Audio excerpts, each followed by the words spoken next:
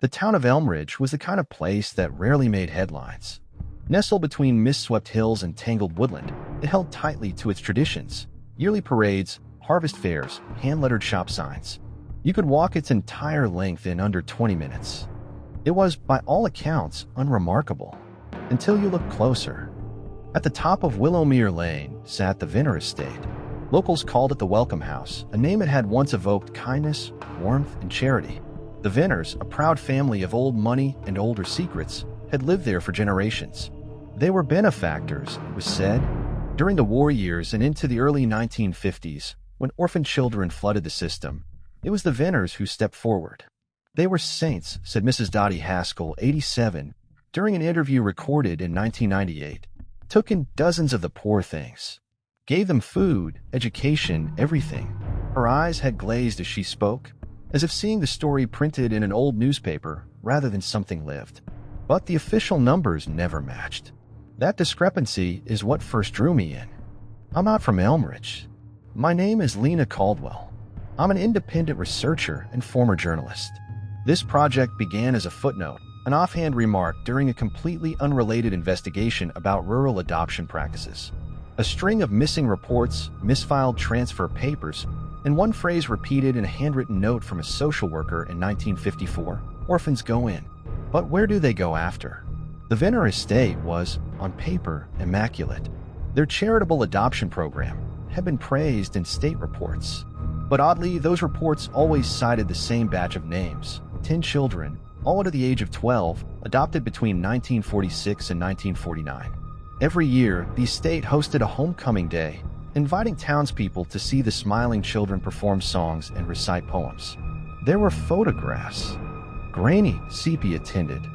In every image, the children wore matching blue uniforms and stiff smiles.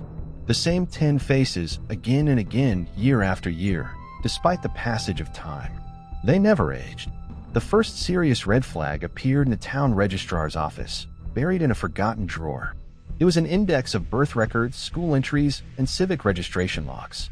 For each of the 10 children under the Venners' care, the trail ended abruptly after their arrival at the estate. No graduation certificates. No marriage records. No death certificates either. They simply stopped existing. Local officials claim they must have moved out of state or taken new names.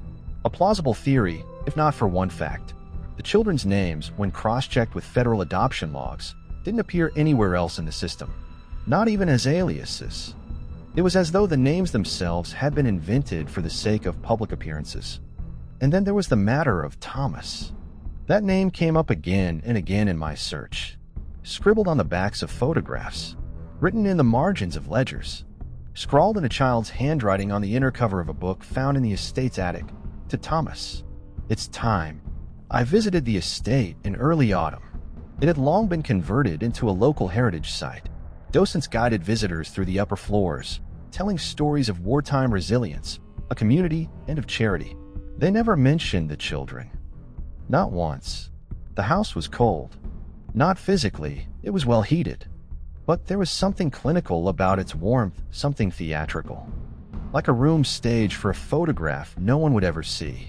The parlor smelled faintly of lavender and something metallic beneath it, like iron shavings in water. The basement was sealed off to visitors due to structural concerns. I asked to see the adoption records. The curator, a pale woman named Arlene Bishop, frowned.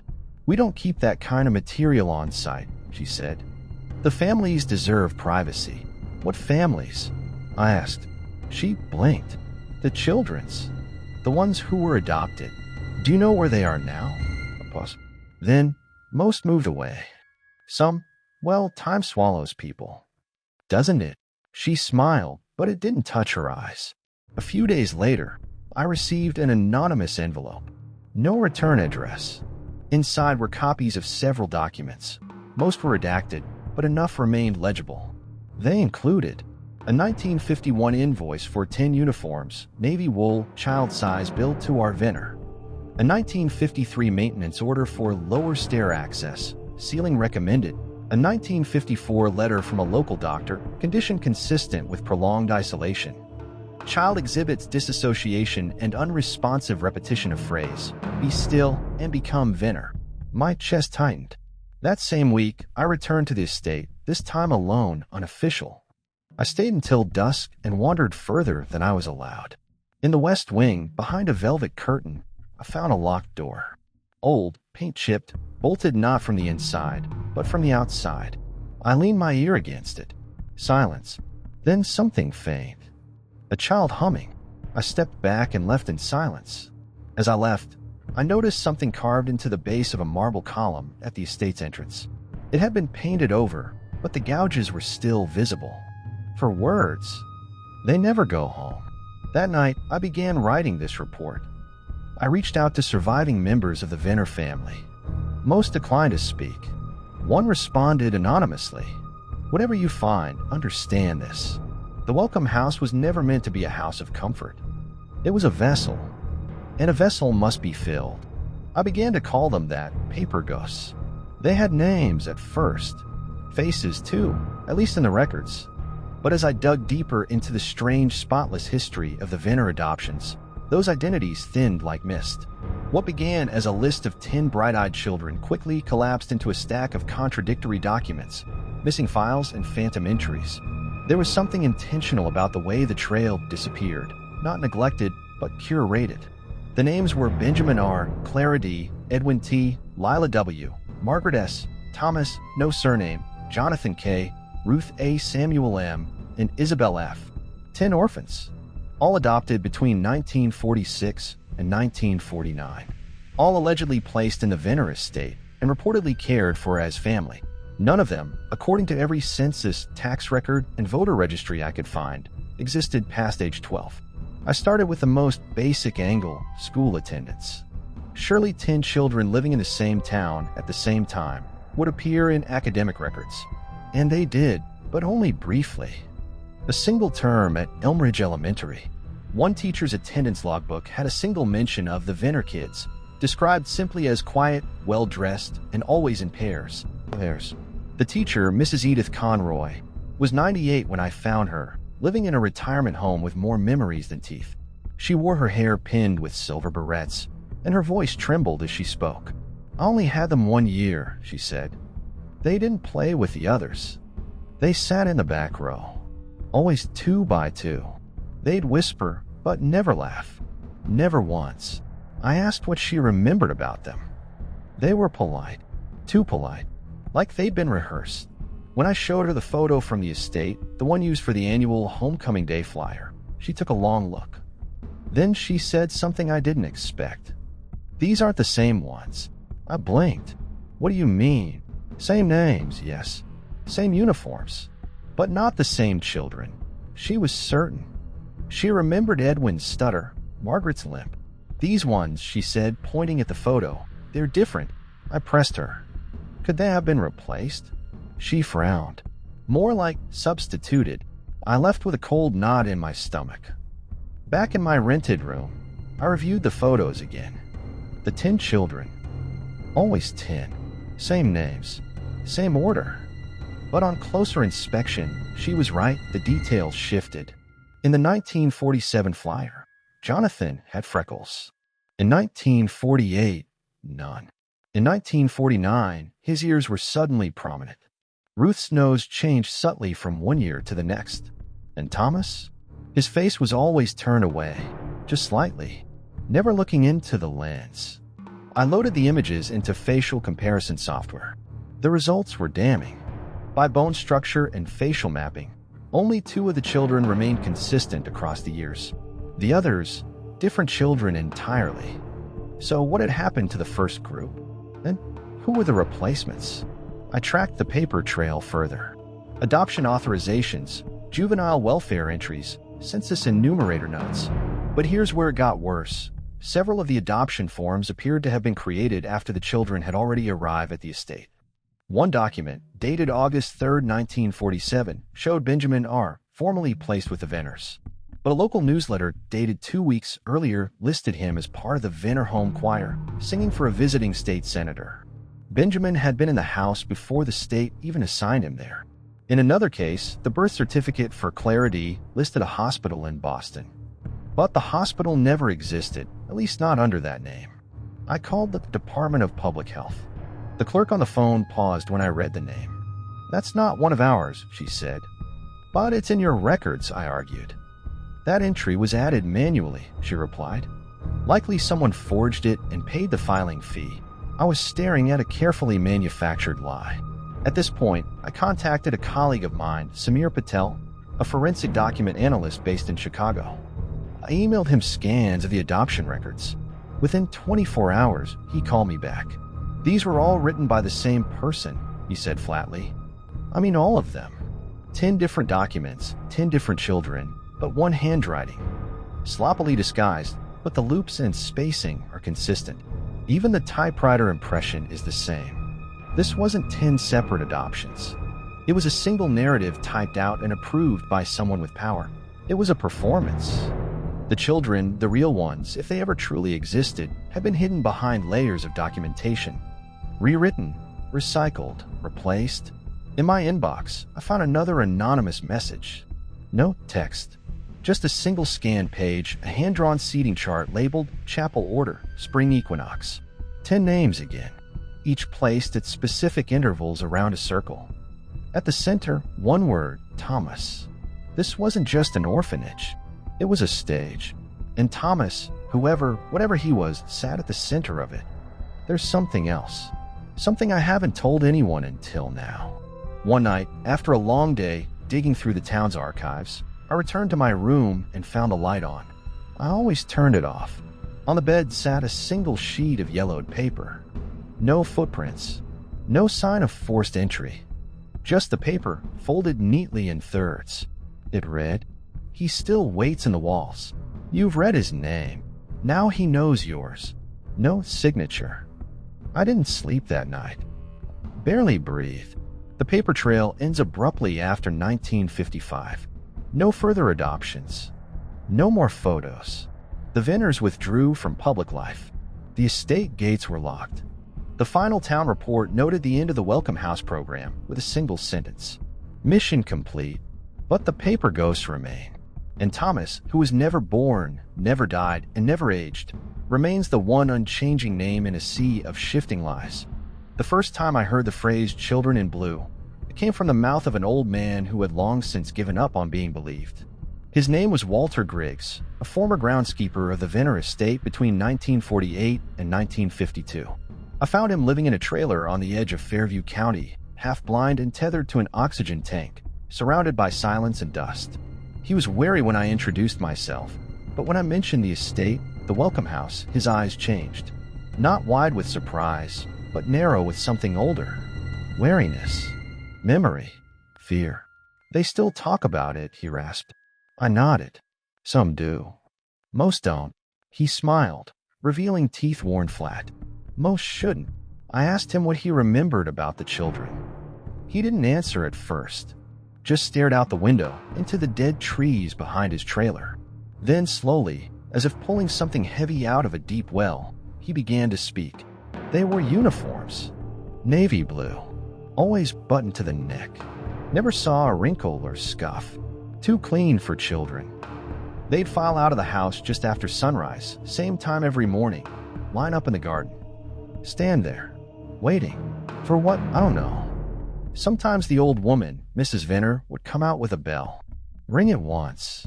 Then they'd start to sing. Singing? I asked. A hymn, I think. Not any I ever heard in church, though. Slow. No words. Just sounds.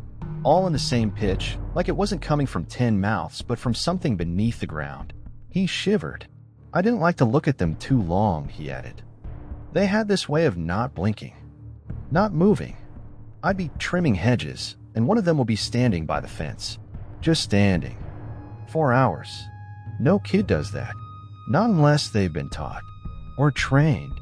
I pressed him gently for more. What about their interactions? Did they play? No, he said. They didn't talk to each other.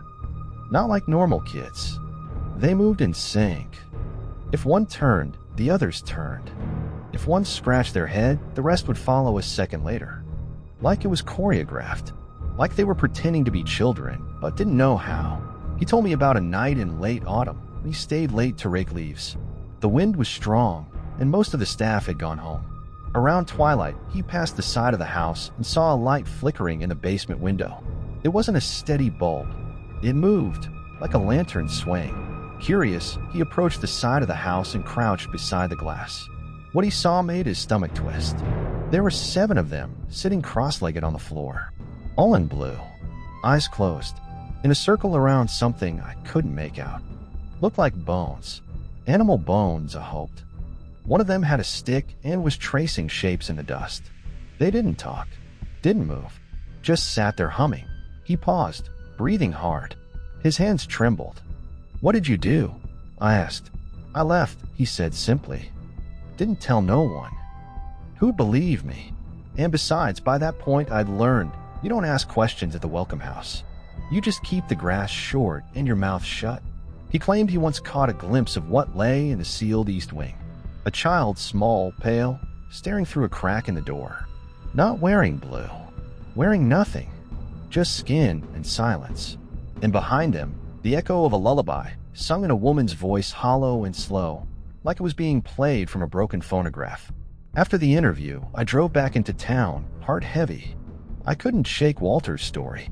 The image of those children, synchronized and mute, was lodged deep in my mind. I decided to corroborate what I could.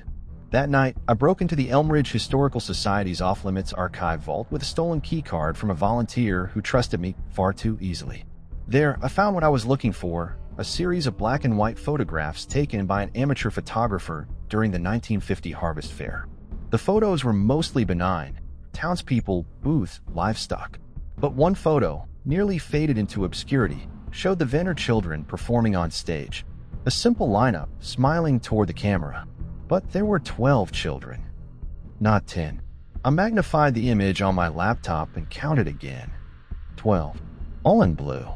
The same buttons, same collars. But only 10 names had ever been listed. Who were the other 2? Worse still, one of the children in the back row, third from the left, had no face. Not due to damage. The rest of the photo was pristine. But this child's face was blurred, as if deliberately smudged. The surrounding faces were crystal clear, but this one was a void, a smear of pale and shadow. I ran the image through several filters. The software flagged the blur as unnatural distortion. Intentional. Back at the estate the next day, I took a private tour under the guise of writing a tourism blog. I asked about the blue uniforms. The guide froze, then quickly smiled. That's just a local legend. Supposedly, they dressed the orphans alike to help them feel equal. Where are the uniforms now? She hesitated. They were lost in a flood. Basement archives years ago. Of course, I said. I slipped away near the end of the tour, wandered down the staff corridor, and found a locked closet labeled Property Archival. I picked the lock with a pin and flashlight. Inside were boxes stacked to the ceiling. In the bottom crate, fabric. Faded navy cloth. Gold-stitched collars, dozens of tiny blue uniforms, each tagged with a name, but not the names I expected. Each tag read property of TV. All of them. No Clara, no Benjamin, no Margaret. Just 3 letters TV. Thomas Venners. The children in blue had no names. They were all somehow his. That night, I left the estate and checked into a motel outside Elmridge. I locked the door, pulled the curtains shut, and burned sage from a local gift shop. I don't believe in superstition, not usually. But that night, I heard something move behind the mirror. And when I whispered Thomas, the lights flickered. There's always a locked door. In every account, every record, every whispered tale about the Venners estate, it surfaced eventually, the door at the end of the East Wing hallway. Painted white, framed with ornate crown molding, and secured with a brass deadbolt. It stood out not because it was hidden, but because it wasn't. It dared to be noticed. And everyone who had worked at the estate knew exactly one thing about it. You do not ask what's behind it. I first encountered the door in person on a gray Thursday in October. Rain traced long fingers down the windows as I walked the corridor, my steps muffled by threadbare carpet. I told the curator I wanted architectural photos for a historical article. She gave me 20 minutes alone. Just long enough. The East Wing felt different from the rest of the house. Quieter, heavier. The wallpaper was a shade darker, the air colder. The door stood at the very end, slightly recessed. almost like it had been swallowed into the wall. A velvet rope hung in front of it, the kind used in theaters or museums to say, "You're close enough." But I had come too far for ropes. I leaned close. No sound from the other side. No breeze, no creaks. Just silence, pure, dead silence. I knelt and examined the floor. Dust undisturbed, save for a faint groove running along the base of the frame, as if the door had once been opened often. I pulled out my camera and took several photos. Then I did something I hadn't planned on. I knocked. Once, twice. Then I held my breath. At first, nothing. Then, so faint I almost missed it, a single knock returned. Slow, deliberate. And from the other side, I stood, heart thudding. Every rational thought told me it was pipes, the old house settling, my imagination. But something else, the part of me that still remembered the letter, the blurred child, the humming, told me to run. I didn't. I placed my hand on the doorknob. It was ice cold. The brass bolt held firm. I left quickly and didn't mention it to anyone. Later that evening, I began digging for blueprints. Most estate records had been moved to the Elmridge Municipal Archives decades ago, after the Venners formally dissolved their charitable trust. The archivist, a tired-looking woman named Carla, was reluctant to help at first, until I said I was researching the architectural evolution of post-war estates. That phrase opened doors. She returned with 3 oversized scrolls of original blueprints, 2 from 1921, 1 from 1955. I laid them out and began cross-referencing the east wing. In the 1921 plans, the hallway ended in a linen closet. In 1955, it ended in that door. Something had been added. Not just added, concealed. Because behind the door, where logic would dictate a small room or storage space, the blueprint instead showed a rectangular void. Unlabeled. No dimensions. Just a blank patch of absence. I asked Carla if there were any renovation permits or builder notes from that period. She frowned. If there were, they'd be in the ledger. We looked. There were none. Back at my motel, I enlarged the blueprints and began mapping the void in relation to other parts of the house. It lined up almost perfectly with a main fireplace in the parlor below. From the outside, there was no sign of a second story above that room. No windows. No vents. No access points. A room that wasn't supposed to exist. The next morning, I visited the town records office and requested construction permits filed by the Venner family between 1950 and 1960. Only one entry appeared, a request to seal non-compliant entryways, dated November 2, 1954. Approved by a councilman named Howard Fry, who, according to the obituary index, had died in 1955. Cause of death, accidental fall from a ladder. No details. I drove back to the estate. This time I brought tools. By now, I had befriended a staff member, Peter, an aging janitor with a weak knee and a stronger sense of curiosity than his paycheck required. He agreed to leave the east wing unlocked for 20 minutes that evening. "I'll be down in the boiler room," he said. "Whatever you don't find, don't tell me about it." The hallway was dark. I moved quickly, sliding on gloves, examining the door more carefully. The bolt was old, rusted into the frame. I slipped a flathead screwdriver into the latch and worked silently. After several tense minutes, it gave way with a soft click. The door creaked open. Inside, darkness. No lights. No switch. I stepped in. My flashlight beam swept over dust-covered floorboards and tall, peeling walls. The air was dense, thick with rot and something sweeter, like old flowers gone to mold. The room was empty, at first glance. Then I saw the chair. It stood alone in the center of the room. Child-sized, carved with ornate vines. A deep groove worn into the seat, as though someone had sat there, unmoving for years. Behind it, against the far wall, were 10 picture frames. Each held a portrait. But the faces had all been cut out. Jagged circles where smiles once were. Names remained, scrawled beneath each frame in faded ink. Benjamin, Clara, Edwin, Lila, Margaret, Jonathan, Ruth, Samuel, Isabel, Thomas. The 10th frame was different. No cutout, no photo, just a mirror. Cracked down the center. I approached it, breath trembling. My reflection stared back, fractured. And for a moment, Just a moment, I saw a figure behind me. Small, dressed in blue. No eyes, no mouth, just a presence. When I turned, the room was empty. The flashlight flickered. I stepped back toward the door, but it had begun to close. Slowly, silently, as though nudged by invisible hands. I lunged, caught it, pulled it open with a grunt, and stumbled back into the hallway. I didn't wait to relock it. I just ran. Outside, the night was colder than it should have been. I sat in my car for a long time, engine idling, trying to steady my breathing. My hands wouldn't stop shaking. Something lived in that room. Not alive, maybe, but not gone either.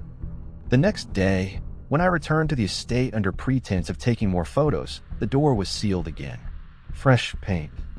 No sign it had ever been touched. Peter avoided me. I didn't see anything, he said. And neither did you. But I had. And what I saw behind that locked door was not a memory. It was a warning. Her name was Emmeline Grace. She wasn't listed in any of the official records, not in adoption forms, school registries, or census rolls. And yet, there she was in the margins. A faded mention in a town council memo from 1951, one minor E.G., retrieved from the Venners estate under medical duress. Custody transferred to Elmridge Infirmary per Order 17C. No follow-up. No discharge report. Just that one line. It took me weeks to find her. The Elmridge Infirmary had long since shuttered, its patient records scattered across 3 counties and various state-run archives. Most names led nowhere, either buried or erased. But Emmeline had survived. She was 78 when I met her, living under a different name in a senior care facility 2 towns over. Her room was small, with floral curtains and a chair that faced the window as if she'd spent years watching the outside world in silence. When I introduced myself, she hesitated. The name Venner made her flinch. But when I showed her the photo, the lineup of children in blue, she went quiet. Her eyes filled with something between recognition and dread. "That's not me," she said. But I was there. She insisted on turning off the TV. Closed the door. Then she motioned for me to sit and took a long, slow breath, as if inhaling memories she had buried for decades. "I wasn't an orphan," she said. "They said I was, but I had a mother." I remember her face. I remember her voice. Her hands trembled. But they told me she died. And then they told me I was chosen. Not adopted. Chosen. I asked her what she meant. They came for me at night. 2 men. No uniforms. Just suits. Said they were from the Church Society for Lost Children. My mother tried to stop them. There was a struggle. They said she'd gone mad, that I needed to be taken for her own safety. Her voice lowered. I never saw her again. She was 7, she thought. Maybe 6. Time blurred inside the estate. They never told us the date. No calendars. No clocks. We weren't allowed to ask questions. We were told that questions were a sin. According to Emmeline, there were more than 10 children when she arrived. At least 20. Some came and went. Some just disappeared. She said they slept in rows on the floor of a large room they called the nursery, but it didn't look like any nursery she remembered. No toys, just mattresses and blankets, and a painting of a man with no face hanging over the fireplace. We called him the Whisperer. The rules were simple. You stayed silent. You didn't cry. You didn't disobey. If you broke the rules, you were taken to the Red Room. I asked what the Red Room was. She looked at me like I should already know. It's where Thomas lived. Her voice grew distant, flat. We weren't supposed to speak his name, but we heard it. In prayers, in whispers. The staff always said, for Thomas, before they punish someone. We thought he was a god, or a ghost. One night, she said, her friend Ruth had wet the bed. A small thing, forgivable anywhere else. But that night, the bell rang. It was a brass bell. Mrs. Venner would ring it once. Just once. And we knew. They came for Ruth, carried her away. We never saw her again. A week later, Emmeline tried to escape. Not out of courage, but terror. I knew my turn was coming, she said. They'd started making us kneel in a circle around the chair. The one with the carvings. Each time, someone new would be missing the next morning. She crept out through the laundry chute and hid beneath a gardener's wheelbarrow. When morning came, she bolted toward the road. She was found by a milkman half a mile down the lane, bloodied and half naked, rambling about ghosts in blue and a boy with no eyes.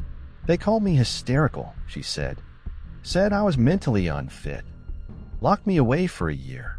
I asked why she never came forward. I tried, she said. No one listened. They said I was a troubled child, that I made it all up. And eventually, I began to believe them. It was easier than remembering, but she never forgot Thomas. He was never with us, but he was everywhere, she said. They said he was the first, the one who opened the door, the one who welcomed us. She said he had a room in the walls, that sometimes at night you could hear breathing behind the paneling, scraping, whispers, and once she saw him. I woke up and the other children were all sitting up, eyes closed, humming. I turned toward the fireplace, and he was there, standing in the dark. No face, just light where the eyes should be. He pointed at me. I fainted. When she woke, she was in the infirmary. I asked if she thought Thomas was real. Her answer was immediate.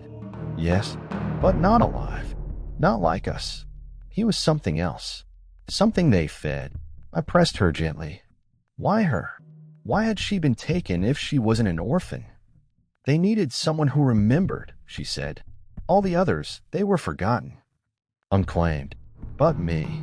I had something they wanted to erase. They tried to make me forget. But I didn't. Before I left, she gave me something. A drawing. Old, creased, torn along the edges. A child's sketch, faded pencil on yellowed paper. It showed a room with no windows, a circle of children kneeling, and in the center, a boy with a blank face and hands outstretched.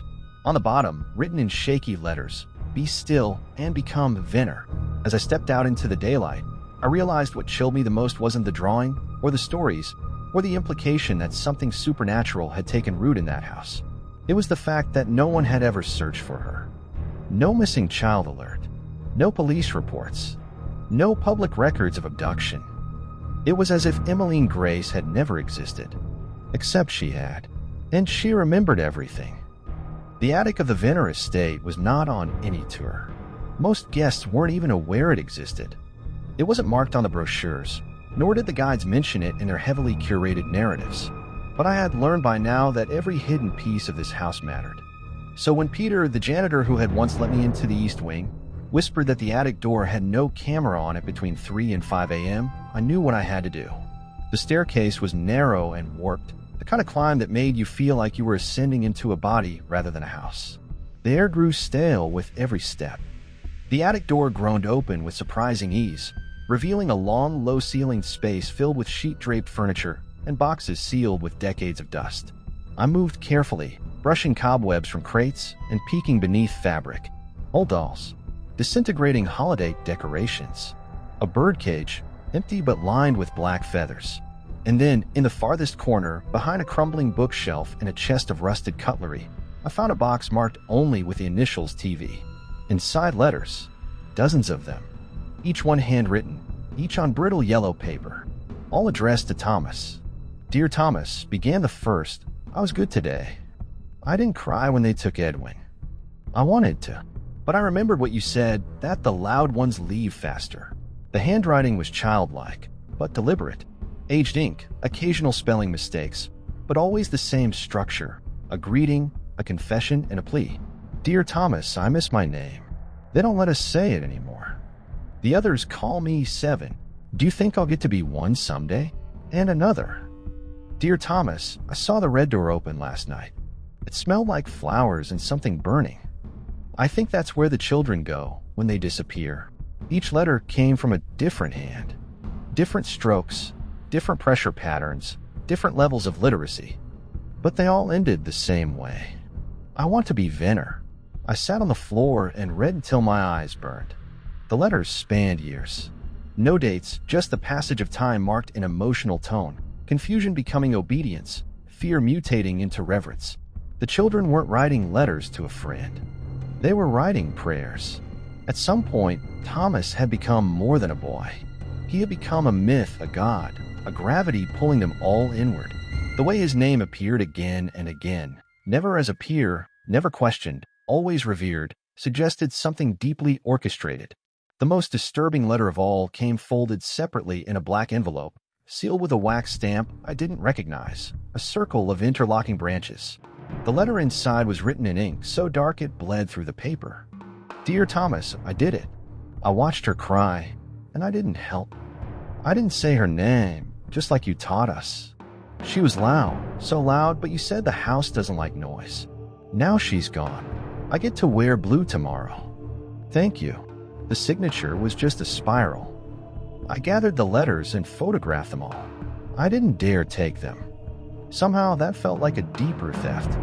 But one envelope I kept, the black one. I needed to study the symbol. Later, back at my motel, I sent images of the letters to a linguist friend, Claire Matheson, who specialized in cultic language structures and psychological conditioning.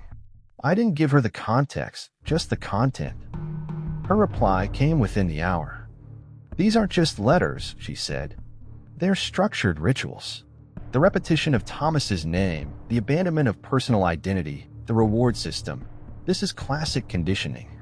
They were being trained. Trained for what? I asked. She didn't answer for a while. Then, to forget who they were. To become something else. A vessel, maybe, or a role. These children weren't being adopted. They were being erased. I slept little that night. The next morning, I received an email from an anonymous account. No subject, just an attachment titled Venner_journal, PDF. It was a scan of a worn composition notebook, filled with cramped writing. It belonged to one of the orphans, Margaret, judging by the entries. The first page read, They told me my name was too heavy. I had to let it go. So I dropped it down the well behind the garden. It made a splash. Now I'm lighter. Page after page detailed rituals. Cold baths at sunrise, silence during meals, standing perfectly still for hours. But one phrase kept appearing. Be still and become. By the end of the journal, the writing changed. Margaret's careful block letters turned sharp, slanted, frantic. The final entry read, Dear Thomas, I can't hear you now. You're behind the wall. I peeled the wallpaper, and there was your voice. You said I could be one. You said the mirror will show me the truth. I'm ready. I'm ready. I'm ready. The last word had been written over and over, bleeding through the final pages. Ready. Ready. Ready. I closed my laptop and stared at the ceiling. Who was Thomas? Not just a child. Not a ghost. Something more deliberate. Something that required worship and silence and obedience. A figure who never spoke aloud, but whose name echoed through the minds of the forgotten. The next day, I returned to Emmeline's care home. I needed her to see the letters. She held the black envelope with shaking hands. I remember this, she whispered.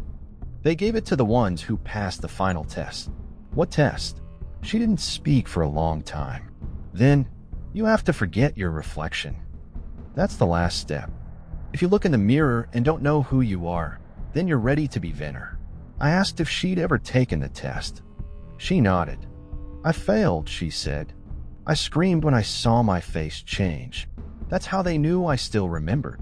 That night, as I reviewed the photos of the letters, I noticed something odd. In the background of several photos, faint and easily dismissed, were marks on the attic walls. Not ink, not pencil. Scratches. Like fingernails. Like someone had tried to claw their name back into the wood. And in one of them, just one, I saw it clearly. The word Thomas scratched again and again, until the wood had splintered and bled. I don't know how many children had written to him. I don't know how many became him. But I know this, the letters were not for him. They were for us. A warning written in the language of obedience. It's time. The phrase had surfaced repeatedly across documents, journals, and testimonies. Always isolated, always ominous. Short, final. It appeared in the children's letters, scratched into walls, and murmured in interviews like a mantra from some forgotten religion. I didn't understand its significance at first, but then I found the calendar. It was hidden in a locked drawer of the Venners estate's library desk, a drawer I'd pried open with a rusted letter opener, while the docent stepped outside to answer a phone call.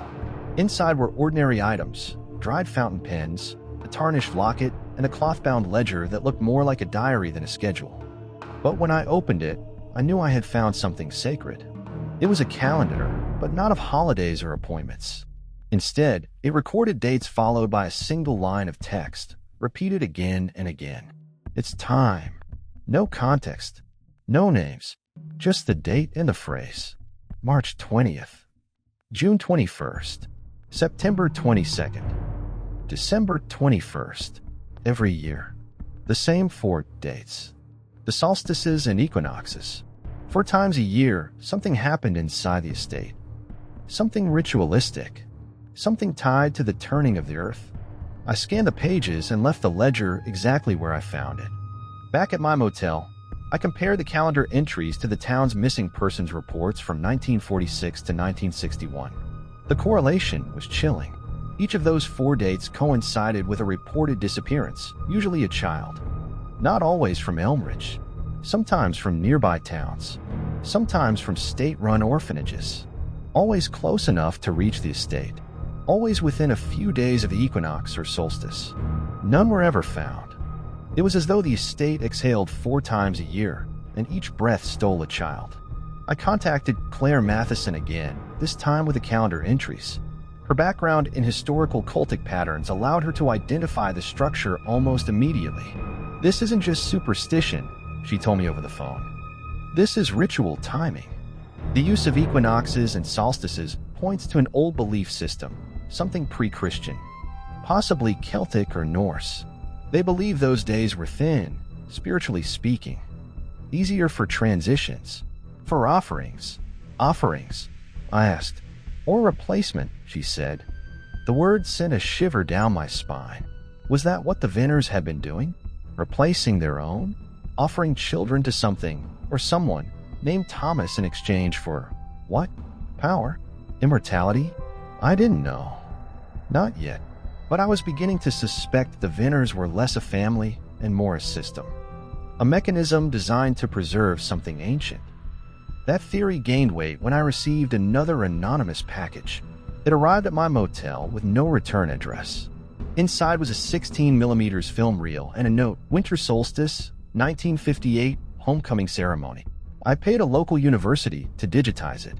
The result was grainy, silent footage that flickered like a dying memory.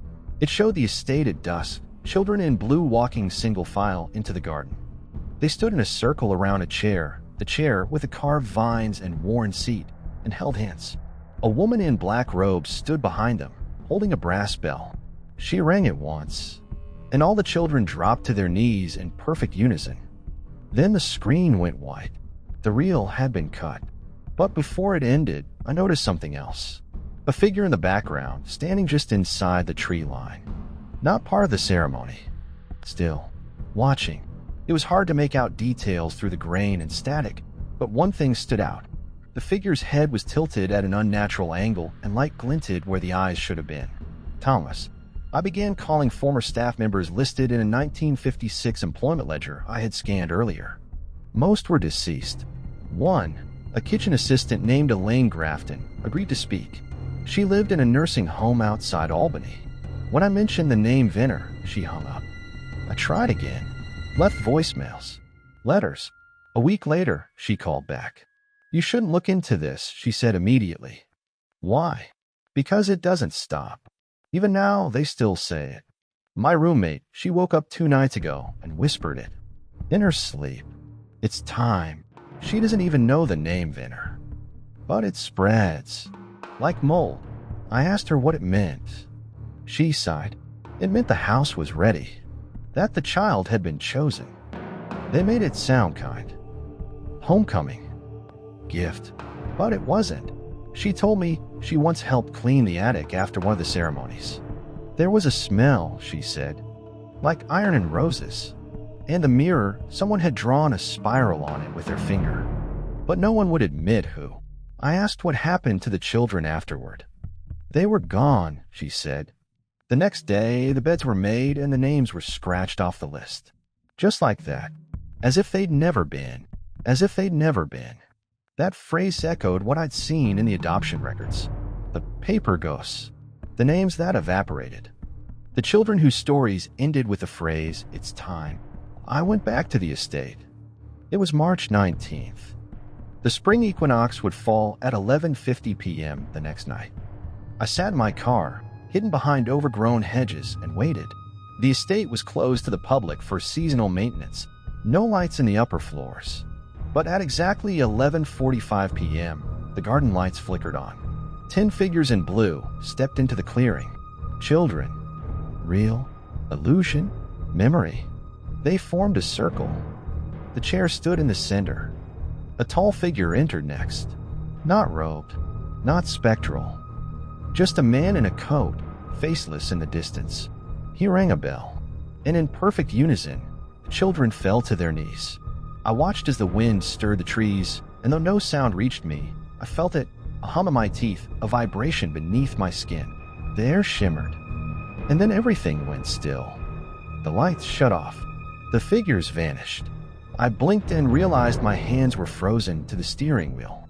I checked the time, 12:01 a.m. It had passed, and something had changed. The next morning, I found no trace of the gathering. The garden was pristine. The chair was gone, but in the dirt, just behind where the chair had stood, I saw something half buried. A child's shoe. Small. Blue. Inside it, a folded scrap of paper. I opened it with trembling hands. 5 words, written in a child's shaky scrawl. "Thank you, Thomas. It's time." The basement of the Venners estate had long been off-limits. On the official tour, it was mentioned only once, described as structurally unsound, and not part of the preservation wing. I'd walked past the stairwell a dozen times. Always chained shut, always quiet. But after the events of the equinox, the silent gathering in the garden, the children in blue, the shoe with the note, I couldn't ignore it any longer. The answers I needed weren't hidden behind history books or dusty ledgers anymore. They were beneath my feet. Peter wasn't willing to help this time. "I don't go down there," he said, eyes darting. "None of us do. You shouldn't either." He hesitated before adding, "The light doesn't work.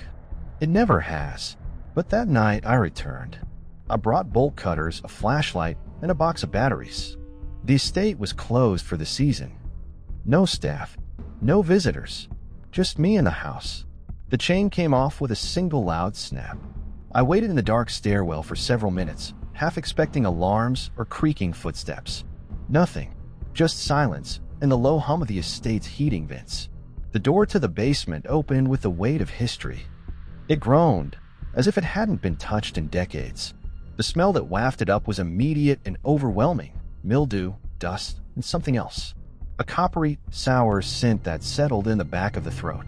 The stairs descended into thick darkness. Wooden steps, slick with age, creaked beneath my weight. The flashlight beam shook in my hand. The space at the bottom was larger than I expected, an open expanse of stone walls and rotting support beams. Forgotten furniture stood like ghosts, rusted bed frames, broken chairs, a piano with keys yellowed like old teeth. And on the far wall, partially hidden by a torn curtain of red fabric, was a door. Unlike the ornate doors of the upper floors, this one was plain, steel, rusted. No handle, just a keyhole. I circled the basement, searching for anything that might serve as a key. Instead, I found a loose panel in the stonework behind the piano. Inside was a narrow cavity, and in it, a skeleton key wrapped in cloth. The key fit. The lock clicked open with surprising ease. And behind that door was the red basement. It wasn't red in color. Not entirely. The term came from the records I'd read, the testimonies, the journals. But the name was appropriate. The floor was stained, dull brownish streaks leading toward a drain in the center. The walls were lined with faded wallpaper, once likely floral, now blotched with decay. Scorched handprints marked one corner, and claw-like scratches marred the far wall.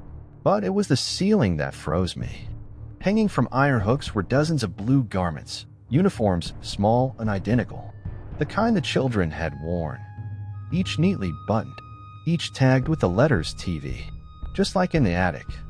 Below them stood the chair. The chair again. Always the chair. I approached cautiously. It was bolted to the floor, its wood varnish worn to a matte sheen from years of use. The vines carved into its arms were deeper than I remembered, like someone had gouged them further over time. A circle was etched into the floor around it. Not painted, burned. Scorched into the stone, the blackened ring gave off a faint metallic sheen in the flashlight's beam. A symbol rested at each cardinal point around the circle. Not letters, not language, more like crude runes. One resembled a spiral, another a hand, another a closed eye. The final one, unmistakably, was a mirror. On a nearby table sat a small, warped mirror framed in iron. Its surface had cracked long ago, but faint outlines of faces still lingered within. Children's faces, blurred and overlapping, none clear. I turned it over. Carved into the back was a message. Be still and become. There was something else. In the corner of the room stood a narrow, arched alcove sealed by a wooden plank nailed across its entrance. Carved into the board, childlike handwriting, etched deep into the grain, were the words, "He waits inside the wall." I removed the board. Inside was not a passage, but a recess barely large enough to stand in. The walls were covered in more childlike drawings, charcoal images of wide-eyed children, spirals, a faceless figure with light pouring from its head. At the center of the alcove sat a doll, stuffed with straw, dressed in blue. Its face was blank, just stitched spirals where the eyes should have been. Its mouth sewn shut with black thread. And on its chest, pinned with a rusted nail, was a note. "Dear Thomas, I'm ready." I backed away, heart pounding. As I turned to leave, the air shifted. The room seemed to inhale. The uniforms above me swayed, though no wind touched them. The hooks creaked. The mirror buzzed faintly. I heard it again. The hum. The low, deep vibration that had haunted me since the garden. It pulsed through the room like a heartbeat. I flicked off my flashlight. The room was not dark. A soft glow emitted from the scorched circle on the floor, outlining the runes in pale blue light. The chair cast a long shadow, and in that shadow, something moved. I blinked. It was gone. But on the mirror's surface, a single word had appeared in fresh condensation. Tomorrow. I fled. Back up the stairs, into the hallway, into the night air that felt too sharp, too clean. I didn't stop running until I was in my car, keys shaking in my hand. The next morning, I returned to the estate. The basement door was sealed again, padlocked, painted over, as if nothing had ever happened. No record of my entry. No acknowledgement. No witnesses. But I had seen it. The red basement was real, and something still lived inside it. A hunger, a presence, a legacy. And it had a name. The records claimed the Venners were devout, church-going, charitable, pillars of faith in a town that quietly prided itself on old-fashioned virtue. 4 decades, the family had been listed on the parish rolls of St. Elmridge Chapel, their names etched in donation logs and holiday programs. But as I continued to dig, a different picture began to form, one not of piety, but of absence. At first, I couldn't understand it. Their names were everywhere, yet no one recalled seeing them in the pews. I spoke with June Mallory, the 83-year-old organist who had played at the chapel since 1952. She remembered plenty, births, funerals, choirs, weddings, but not the Venners. No, they never sat with the rest of us, she said, eyes narrowing. Always said they preferred privacy. But they gave money. Oh, they gave plenty. I asked if she ever saw the children. The orphans? Not once. Not at Easter, not at Christmas. Not even for the nativity pageants. And believe me, we asked. Yet every year, the Venners' name appeared on the sponsorship list. For the care and uplift of Elmridge's most vulnerable, one bulletin read, but the children remained invisible, even in faith. I visited the chapel myself the following Sunday. Morning light filtered through stained glass windows, casting blue and gold hues onto the stone floor.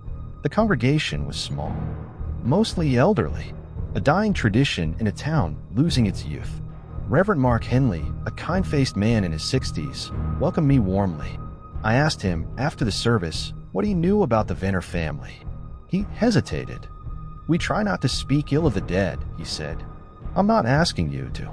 I'm asking what you remember." He looked down, hands clasped.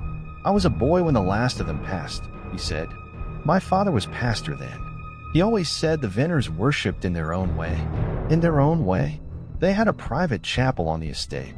Said the children did better in familiar surroundings. He paused. But I don't think that's the truth. What do you mean? I think they were afraid. Or maybe ashamed. Of what? They didn't worship like we do. That was all he would say. But it was enough. I returned to the estate that afternoon, ignoring the closed for seasonal maintenance sign posted at the gate. The sun had dipped low, casting long shadows across the overgrown path. I didn't knock. I walked straight to the east wing and found what I had missed before, a hallway behind a curtain, narrow and steep. At the end, a door carved with the same interlocking branch symbol I'd seen on the black envelope in the attic. It opened without resistance. The chapel was small, intimate, lit by a circular window near the ceiling that bathed the room in pale light. Rows of wooden benches faced a stone altar, above which hung a painting. It was not of Christ. It was of Thomas, a boy faceless, dressed in blue. His hands were outstretched, and behind him loomed a spiral of figures, children kneeling, mouths sewn shut, eyes lifted. Around the border were words in Latin. I photographed them and translated them later. Be still. Forget the name. Become the house. The altar held no Bible, no cross.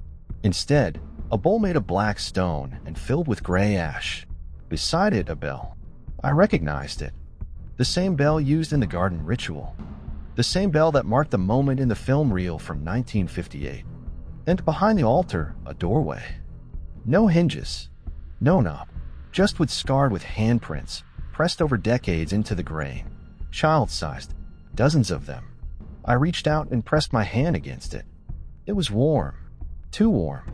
That night, I spoke to Elmridge's town historian, Callum Best, a retired professor who had written a small, poorly circulated book about the area's folklore.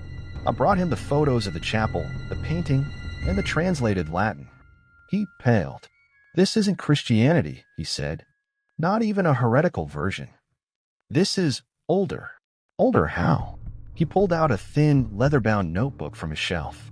Inside were notes on pre-Christian sects in Northern Europe, specifically those that had migrated to early America. Groups that believed in a living house, a structure as God, one that fed on memory and identity. Some believed that children, being spiritually malleable, could become vessels for ancestral spirits. But to do so, they had to forget everything, name, past, family. Hollowed out. Hollowed? I asked. He nodded. Hence the term. He flipped to a page with a sketch eerily similar to the painting in a chapel. A faceless figure surrounded by children. They called him the quiet one, the empty mouth, or in some translations, the first. Thomas, I said. He looked at me. You found them, he whispered. The hollow church. I stayed silent. Callum leaned forward. You need to stop. I can't, I said. Then don't go on a Sunday. Why not? He didn't answer. But I understood later. That Sunday, I returned to the estate just before dawn. I watched from the woods. The chapel door opened. A woman stepped out. Not young, not old, dressed in black. She rang the bell once. And from the garden, the children emerged. 10 of them. Same uniforms. Same perfect synchrony. They filed into the chapel without a word. The door shut. No service followed. No hymns. No sermon. Just silence. A hollow Sunday. Later, I reviewed the photos from the chapel. I noticed something I hadn't before. In the reflection of the stone bowl, distorted by the curve, was the faint outline of a face. Not mine. Not the woman's. A child. Smiling. Mouth stitched shut. The office of Robert Venner, the patriarch during the estate's darkest years, had long since been sealed to the public. The estate brochure described it as inaccessible due to preservation limitations, though no structural damage was listed in the architectural blueprints. I suspected the truth had more to do with what might still be inside. After all I'd seen, the attic letters, the red basement, the secret chapel, there remained one question echoing louder than the rest. Why? What was worth the silence? What justified the sacrifice? What compelled an entire family, generation after generation, to maintain a legacy of vanished children? The answer, I believe, lay behind Mr. Venner's door. I found a key on my third search through the estate's archive room, tucked inside a hollowed-out book on estate law. I returned after hours, navigating the halls in darkness, flashlight in hand. The door was heavy oak, carved with a Venners crest, spiral branches encircling a blank circle. The lock clicked open with a reluctant groan. The room was untouched by time. Dust hung thick in the air, and the scent of old leather and mildew saturated everything. Books lined the shelves from floor to ceiling. Volumes on ritual architecture, genealogy, European pagan rites. Framed documents in Latin and Old English hung crookedly on the walls. On the desk sat an oil lamp, long since dry, and a leather-bound ledger larger than any I'd seen in the estate's records. The cover was unmarked. No title. No initials. But inside, every page was dated, each bearing Mr. Venners' unmistakable handwriting, looping, formal, with meticulous margins and almost compulsive underlining. The first entry dated back to 1931. Our legacy remains intact. The order has accepted the terms for preservation. 10 shall be named, 9 shall be hollowed, 1 shall remain. The cycle begins anew. I turned the page. March 20th, spring equinox. Our Cartwright's contribution arrived promptly. Boy AJ, healthy, obedient, no family ties, logged as 3. Assimilation successful. Reward secure. Each entry followed a similar structure. Date, donor initials, a brief description of the child, and concluding phrase, assimilation successful. Or, more rarely, subject rejected. Disposed. I read on, each page heavier than the last. June 21st, J. Beale. Female. Loud. Insubordinate. Fail the mirror. Voice extracted. Retained as hymn carrier. The language shifted over time. It grew colder. More clinical. What began as ritual documentation gradually morphed into a ledger of transactions. Beneath each donor's initials was a note of return, a coded reference to land grants, business deals, judicial favors. It was a trade. Children for influence. Disappearance in exchange for protection. The Venners were not just monsters. They were brokers. The page for December 21st, 1952, stood out. Winter solstice. H. Fry, a councilman. Contribution accepted. Male twins. Identical. One absorbed. One retained. Replaced in civic records. Birth certificate revised. All documentation adjusted. Assimilation perfect. Councilman Howard Fry. The same man who approved the construction ceiling orders. The one who later died in an accidental fall. He hadn't fallen.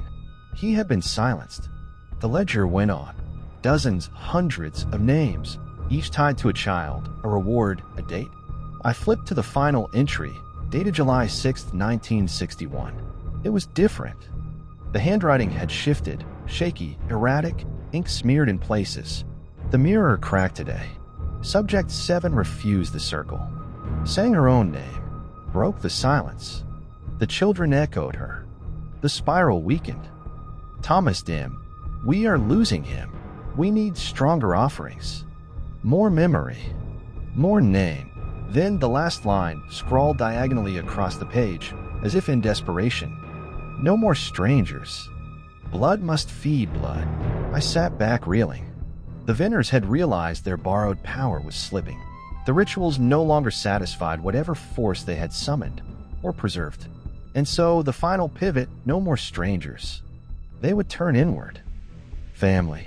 That explained the sudden halt in public adoptions after 1961. The estate closed its charitable front. The orphans disappeared.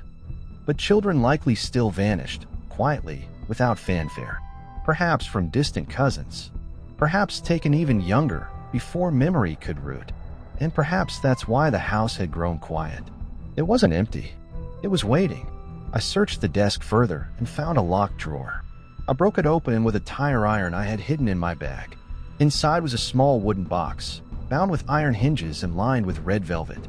It held a set of silver tokens, 10 of them, each engraved with a number and the initials TV. I picked one up. It was warm, almost pulsing. As I held it, a memory flickered across my mind, one I didn't own. Girl, kneeling, blue dress. Her voice shaking as she whispered, "I want to be Venner." I dropped the token. My heart pounded. The air around me buzzed faintly. The mirror on the wall, long dormant, fogged over. And in the condensation, a single word appeared. Assimilate. I fled the room, the ledger still clutched in my bag. I returned to my motel and scanned every page. Sent copies to secure drives. Sent a second set to Claire, who responded an hour later with a single message. "This isn't a ledger. It's a scripture." She was right. It wasn't just record keeping. It was doctrine. A belief system coded into financial transactions, written with the reverence of holy text. That night, I dreamed of the children again. They stood in a circle, heads bowed, hands clasped. But one, taller than the rest, turned to me. His face was smooth, blank, and yet somehow smiling. He held up a silver token and pressed it into my palm. "It's your turn," he said. The ledger must grow. I woke gasping, hand clenched, fingernails digging into my skin. My palm was empty, but I swear I still felt the weight. I used to think monsters did their work in the shadows. That evil required secrecy, silence, and the dark. But in Elmridge, I learned the truth. The most horrifying things don't hide in the dark. They stand in plain sight. They wear the names of the respected. They donate to schools. They wave to neighbors. And when the screams come, they turn up the music, nod, and say, "It's not our business." In the weeks after I uncovered Mr. Venners' ledger, I turned my attention to the town itself. Not just the family, not just the house, but the people who lived beside it, who watched it, who knew, at some level, that something was wrong and chose to do nothing. I began with city council minutes. Dozens of scanned pages detailing Elmridge's civic meetings from the 1940s through the late 70s. Buried among zoning debates and tax adjustments were repeated mentions of the Venner estate, approvals for landscaping permits, exemptions from property inspections, even annual budget grants labeled cultural preservation funding. There was never any debate. No votes cast against. The council approved everything unanimously. Year after year, the names of the council members repeated often. The same families. The same surnames that appeared in the ledger, just beneath the listed offerings. I circled them all. At least 8 names overlapped directly. 8 pillars of the community who, by all accounts, had helped feed the estate. Next, I visited the local library. The librarian, a frail woman named Delilah Withers, had been working there since 1966. When I asked her if she remembered the Venners, she nodded without hesitation. "They were a private," she said, "but generous. Did they ever borrow books?" She hesitated. "Only one. The boy, Thomas." The name twisted in my stomach. "You saw him?" She nodded. "Once, maybe twice. He never spoke. Just left the book on the counter. Didn't need a card. Didn't need anything." "What kind of books?" "Fairy tales. Old ones. The dark kind." She led me to the shelf and pulled a volume, The Black Crown and Other Tales. A leather-bound collection of forgotten European folk stories. One of the pages had been dog-eared, an old habit from someone who had no need for bookmarks. I turned to the page. The story was titled The Hollow King. It told of a village that offered its children to a faceless monarch in exchange for eternal peace. The king had no mouth, no eyes, but saw all and heard all. The children entered the palace and never returned. And yet, the village thrived. Crops grew, wells remained full, wars passed them by. Until one day, a child returned. Without a name, without a voice, and all peace ceased. The final line of the story read, "They knew not whether to weep or to welcome him. So they built a new throne and crowned him again." The symbolism was too perfect. This wasn't just a legend. It was a map.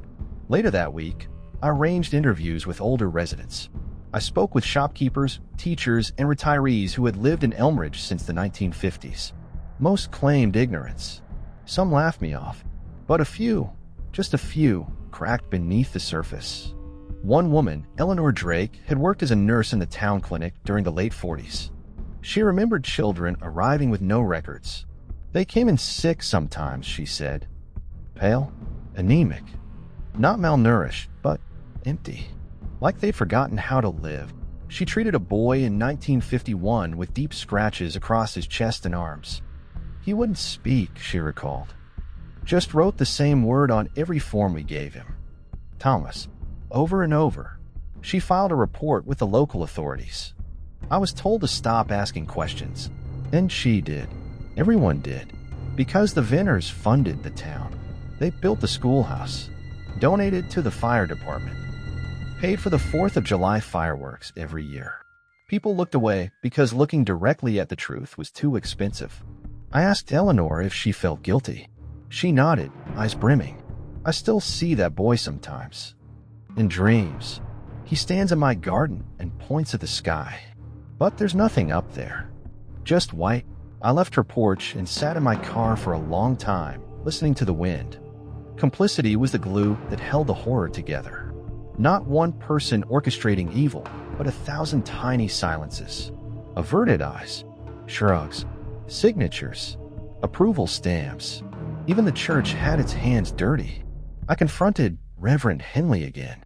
This time, I brought the ledger. He refused to touch it. His hands trembled at the sight. Do you know how many baptisms were performed off the record? He asked. Do you know how many times we were asked to pray for children no one had ever seen? He looked exhausted, like a man who had lived 2 lives, one above ground, one buried beneath centuries of dust. I tried to stop it once, he said. I was young. I confronted Margaret Venner in her garden. She was pruning roses. What did she say? He laughed bitterly. She handed me a rose and said, every root needs darkness. Every bloom a sacrifice. I asked him why he stayed silent. She knew my mother's dead. My family's name was in the ledger. She reminded me of that. He looked down. They always reminded us. That night, I reviewed my notes and photos. I listened to recordings, tried to draw a line between the truth and the town's many lies. But I realized there wasn't a line. There was a web, and everyone in Elmridge had helped spin it. Even those who didn't know had chosen not to know. Even those who weren't involved had reaped the peace. The town had made a deal, and the cost was paid in children. Thomas was not the disease. He was the symptom, a creation of their silence, their guilt, their need. They had fed him, named him, crowned him, and when the time came, they had all said the same words. It's time. It was the house that led me there. Not through logic, not through maps, but through rhythm, an awareness I'd begun to develop over weeks of creeping its halls, listening to the groans in the floorboards, the subtle difference between hollow and solid. The Venner estate had taught me something disturbing and inescapable. The house remembered. It remembered the children, the rituals, the silences. And when it wanted, it would reveal. I stopped searching with questions and started listening instead. That's how I found the Forgotten Room. It began with sound, a faint clicking like fingernails against stone, emanating from behind a bookshelf in the upper nursery, one of the oldest wings, where light refused to settle and the wallpaper peeled away like dead skin. The shelves were packed with faux volumes, wooden blocks carved and painted to resemble books, each bearing the same embossed initials, TV. One was loose. Behind it, a recess in the wall. A keyhole. The key from the attic, the one wrapped in cloth inside the black envelope, fit perfectly. The shelf swung open not like a door, but like a confession. Behind it, a staircase. Narrow, descending. It was not marked on any blueprint. The air was dry, tinged with a sharpness like chalk dust and copper. I moved downward carefully, flashlight trembling in my grip. The stairs creaked, but not loudly. The sound was swallowed. The house, I realized, did not echo down here. At the base of the stairs was a short hallway, lined with portraits. Children painted in oils, each wearing the same expressionless face. Their features blurred, as though the brush had been wiped across their cheeks mid-stroke. Beneath each portrait, no names, only numbers. 3, 5, 7, 9. The final painting showed an empty chair. The Forgotten Room was not large, but it felt endless. Inside were shelves of jars, glass, sealed with wax, each labeled with a child's number. The jars contained small things: a tooth, a lock of hair, a button, a finger bone. Tokens, proof, pieces of people. This was not a room for storage. This was a reliquary. In the center stood a small bed, metal framed and rusted, its sheets untouched but deeply stained. Surrounding it, drawn in chalk, was a circle. Inside the circle were names. Dozens, maybe more. Written and rewritten over and over, until they layered like a grave of forgotten identities. Some were scratched out, others smeared, half erased. And in the middle, Thomas. Always Thomas. I moved toward a small desk in the corner. A child's desk. Inside were notebooks, drawings, letters. One stood out, a page torn from a larger journal, aged and brittle. He lives in the words, not the walls. They feed him memory. If you forget, he grows. If you remember, he fades. I try to remember my name, but the room won't let me. There were claw marks on the inside of the desk drawer. 5 deep scratches, desperate and violent, scored through the wood. Another notebook, smaller, with a stitched spine, contained only one phrase repeated page after page. Be still. Be still. Be still. Be. The last line ended in a sharp black ink blot, as if the pen had been forced violently downward. A mirror hung above the desk. Cracked. Its reflection doubled and fractured, my own face multiplied into grotesque parodies. Behind me, in the mirror, I saw the outline of a child. I turned. No one, but the hair on my arms stood on end. I was not alone. I never had been. I looked back at the jars. One was different. Smaller. No number. Instead, it bore the name Emmeline.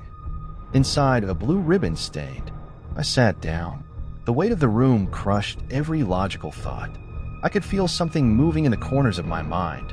Whispers not spoken aloud, but felt. Not words. Impressions. Hunger. Loneliness. Obedience. And above all, absence.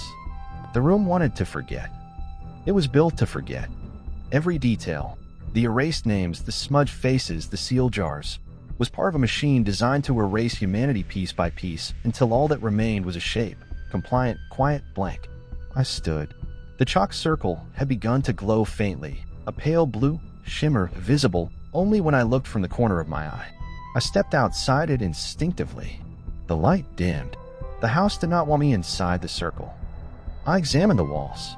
Carvings ran along the stone base, hidden just above the floorboards. Symbols I now recognized. Spirals, eyes, mirrored hands, closed mouths. I ran my fingers over them. Old, carved deep. Then I found a door. It was smaller than the others. Child-sized, wooden, nailed shut. Someone had scrawled across it in charcoal. Do not open. He is not asleep. The nails were old, rusted, weak. I didn't open it. Some doors, even in stories, aren't meant to be passed through. Not even for the sake of truth. I turned back. The mirror had changed. My reflection smiled. I wasn't smiling. I ran. I fled the forgotten room, up the stairs, past the portraits, through the false bookshelf, and out into the nursery. The light had changed. Evening had arrived. The shadows had lengthened. As I stepped into the hallway, I heard it behind me. A whisper. So faint I could barely discern the words. But I knew them anyway. Thank you for remembering. Back at the motel, I documented everything. Photos, notes, sketches of the carvings. I backed up the files to 3 different drives. I sent them to Claire, to a law firm I trusted, and to a journalist friend in Seattle with instructions. If I go silent, publish it all. That night, I dreamed of the children. Not in blue. Not kneeling, but standing. Facing me. Each held a jar. One stepped forward. Offered me mine. I looked inside and saw my name. Half erased. The past does not disappear. It mutates. It folds into new forms, names, faces, institutions, and continues forward, disguised as progress. I had come to Elmridge seeking history, but what I found was still alive, still moving. And now it was growing in a direction I hadn't yet dared to look, into the bloodstream. The revelation began with a hair. A single strand pressed between the pages of a diary I had recovered from the forgotten room. The name Emmeline had been written in the cover, and inside it was a pressed blue ribbon. Between the folds of the fabric, nearly invisible, one strand of hair. I sent it to Claire, along with my own writing sample, asking her to help trace DNA. She had contacts at a private genetics lab that often handled historical queries, ancestry tracing, lost lineages, the occasional archaeological curiosity. It was a long shot. The hair was old, degraded. But 2 weeks later, she called. "I don't know what you found," she said, "but it's still alive." The hair yielded enough mitochondrial DNA to establish a genetic profile. Claire cross-referenced it with existing genealogical databases, ones used by police, hobbyists, and researchers alike. And from that thread, she pulled a name. Senator Addison Cartwright, currently serving. Publicly progressive, privately powerful, and biologically related to Emmeline Grace. The connection wasn't distant. He was her grandson. I stared at his photo on the government website. Blue eyes, clean, charismatic. He looked like someone who'd never heard of Elmridge. Someone who never walked past the red basement, or knelt in the chapel, or whispered its time into candlelight. But blood didn't lie. Cartwright's name had appeared once in the Venners ledger, decades ago. His grandfather, Richard Cartwright, was one of the early contributors. His offering, an unnamed child from a Boston orphanage. That child, according to the ledger, had been successfully assimilated. But what if she wasn't? What if Emmeline had escaped, not just physically, but genealogically? What if the ritual failed, and her bloodline continued unaltered, uncontrolled? I compiled the documents and sent an anonymous packet to a journalist I trusted, including the DNA match, the scanned ledger entry, and the timeline. I didn't expect a response, but I wanted the truth to start leaking through the cracks. That same night, I received a phone call from a block number. A voice, distorted, calm, spoke 5 words before hanging up. "You've disturbed the inheritance cycle." I didn't sleep. The next day, I returned to the town archives. I pulled every birth record, baptismal entry, and hospital registry between 1945 and 1970. I wasn't just looking for orphans anymore. I was looking for patterns, reappearances of names, uncanny overlaps, bloodlines that looped back into themselves. And slowly a structure emerged. The Venners had adopted, then absorbed. Those who were successful remained in the house. Those who resisted were erased. But a third group existed, children who passed, but not as vessels. Instead, they became bridges. They were married into the family, matched with local surnames. Their children bore no signs of ritual, but carried the blood that had touched Thomas. The Venners weren't just preserving a god, they were breeding one. They weren't raising heirs, they were constructing lineage.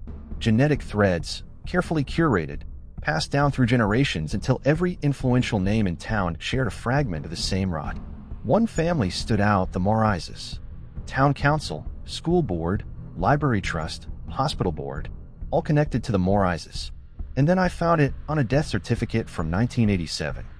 Marjorie Venner, cause of death listed as complications due to stroke, attended at bedside by her daughter, Catherine Morris. The Venners had not died out. They had multiplied, split into different names, dispersed like seeds in a quiet wind. Elmridge was no longer haunted by the Venners. It was the Venners. I returned to the estate and stood on the front steps, staring at the rotting gables, the cracked windows, the door that had swallowed so many. I saw now that the house was not the beginning. It was just the most visible scar. The real infection had always been the people who left and carried its silence with them. Bloodlines were not chains of love or legacy. They were conduits. In the mirror-lined hallway near the chapel, I noticed something strange. The wall of portraits, the ones that once bore the visages of donors and founders, had changed. Not physically, but subtly. As if the faces had softened into ambiguity. Details blurred, features rearranged. And beneath one portrait, newly framed, Senator Addison Cartwright. He had never lived here. He had never visited. But the house had claimed him. It knew its blood. In that moment, I realized I could not destroy the house. Not truly. It was not in the beams or the bricks. It was in the marrow. In every handshake at a council meeting, in every scholarship funded by a Venner-endowed trust, in the children who learned not to ask, in the parents who warned them to stay silent. The inheritance had worked. The god they raised, Thomas, the empty one, the hollow mouth, did not need to dwell in a chair or a circle anymore. He lived in legislation, in charity, in lineage. And most terrifying of all, he lived quietly. I left the estate and drove for hours, past the county lines, into unfamiliar highways, hoping to escape the creeping realization that I had become part of the story. That by knowing, I had inherited something too. When I checked into a roadside motel that night, there was already a letter waiting for me. No envelope, just folded parchment, left at the front desk. On it, in perfect cursive, "All memory leads home." I turned it over. A symbol I knew by heart now. The spiral of branches, incomplete and waiting to close. The inheritance was not finished. It was looking for its next caretaker. Its next Thomas. There are no fire department reports. No newspaper coverage. No formal record of the event. And yet, in Elmridge, everyone over the age of 60 remembers the fire of 1968. They won't speak of it openly, but ask the right way, when the room is quiet, when the coffee is nearly finished, and they'll admit there was a fire. They just won't agree on what burned. "It was the East Wing," said one man, a former mechanic named Earl Tompkins. "Whole side of the house lit up like a damn bonfire. I watched it from my rooftop. Smoke was black as oil. It was just the garden shed," claimed a retired teacher. "Some kids playing with matches. Harmless. Control. It wasn't the house that caught fire," whispered Eleanor Drake when I returned to her porch. "It was something inside it, trying to get out." And in the historical records, a gap.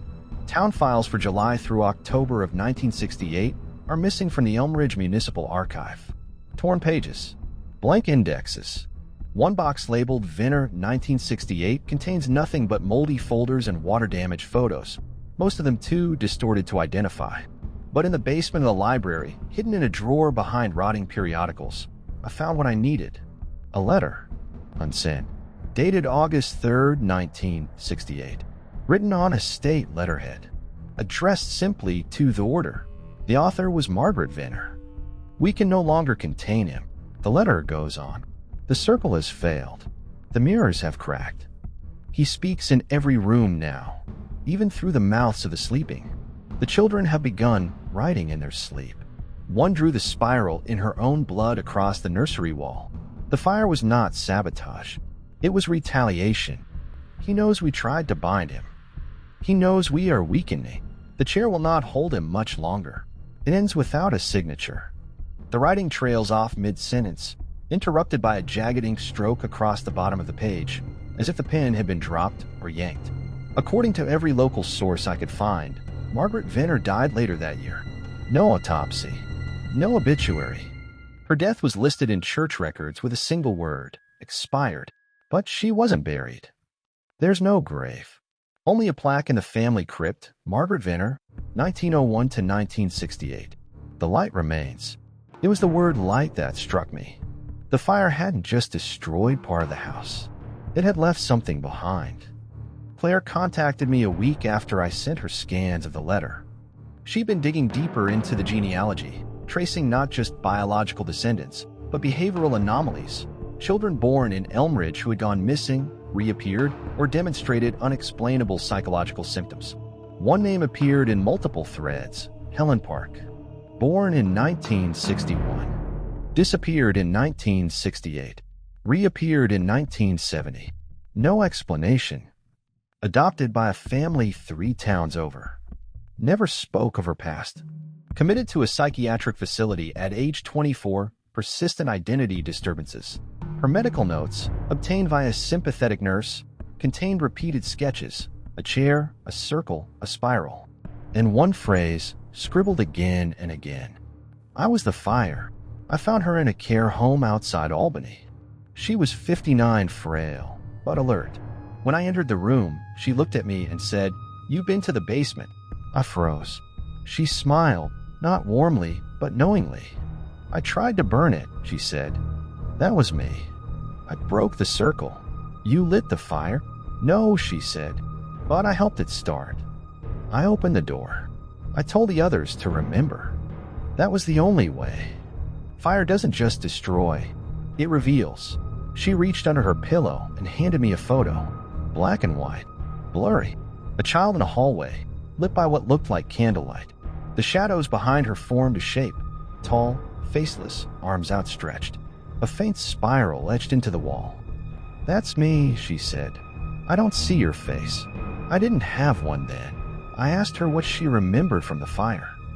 Heat. Screaming. Not fear, joy. We thought we had done it. That he would go. But he didn't. He only moved. Moved where?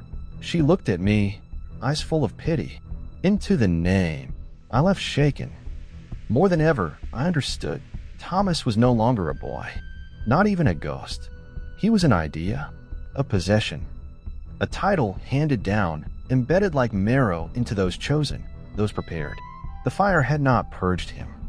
It had released him. And the Venners, desperate to preserve their power, had found new ways to contain him, not through rituals, but through legacy. In a box of estate maintenance records, I uncovered a floor plan drawn in 1971. It showed the rebuilt wing, structurally identical, except for one addition, a new sub-basement beneath the old one, deeper, hidden, labeled only as vault. I've never found the vault. I don't know if I want to, but I know this: the fire of 1968 was not an end. It was a mutation, a desperate attempt to cauterize something that had already taken root. And as I stood once more before the estate, watching wind stir the long-dead grass, I saw movement in the top window. A flicker of flame. Not real fire. Memory. The house remembering its burning. Calling it back. Not to destroy, but to begin again. There was once a holiday in Elmridge called Venners Day. It was not listed on state calendars, nor did it appear in any nationally recognized almanac. Yet, for nearly 2 decades, from 1949 through 1967, it was celebrated every year on October 3rd. According to the dusty archives of the Elmridge Historical Society, it was meant to honor the benevolence and generational contributions of the Venners family to the civic, moral, and educational health of the town. But what I found, buried beneath bunting and speeches, was something darker. Venners Day began like any other civic event. A parade through Main Street. A small choir performance on the steps of Town Hall. Booths selling pies and wooden toys. But at the heart of it all, always, was the estate. The final event of the day was known as the homecoming procession.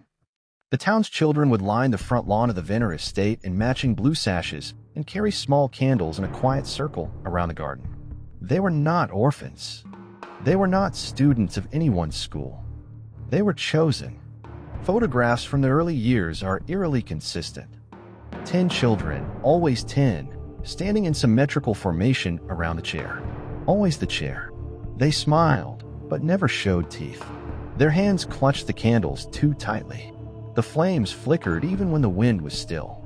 No official town record explains the origins of Venners Day. I found no founding ordinance, no planning committee records. It simply appeared in the town ledger in 1949, noted with one sentence, "Community tribute scheduled per request of estate." In the town's museum, I found a flyer from the 1954 celebration. It read, "Come witness the joy of Venners Day. Parade begins at 10 a.m. Homecoming procession at dusk.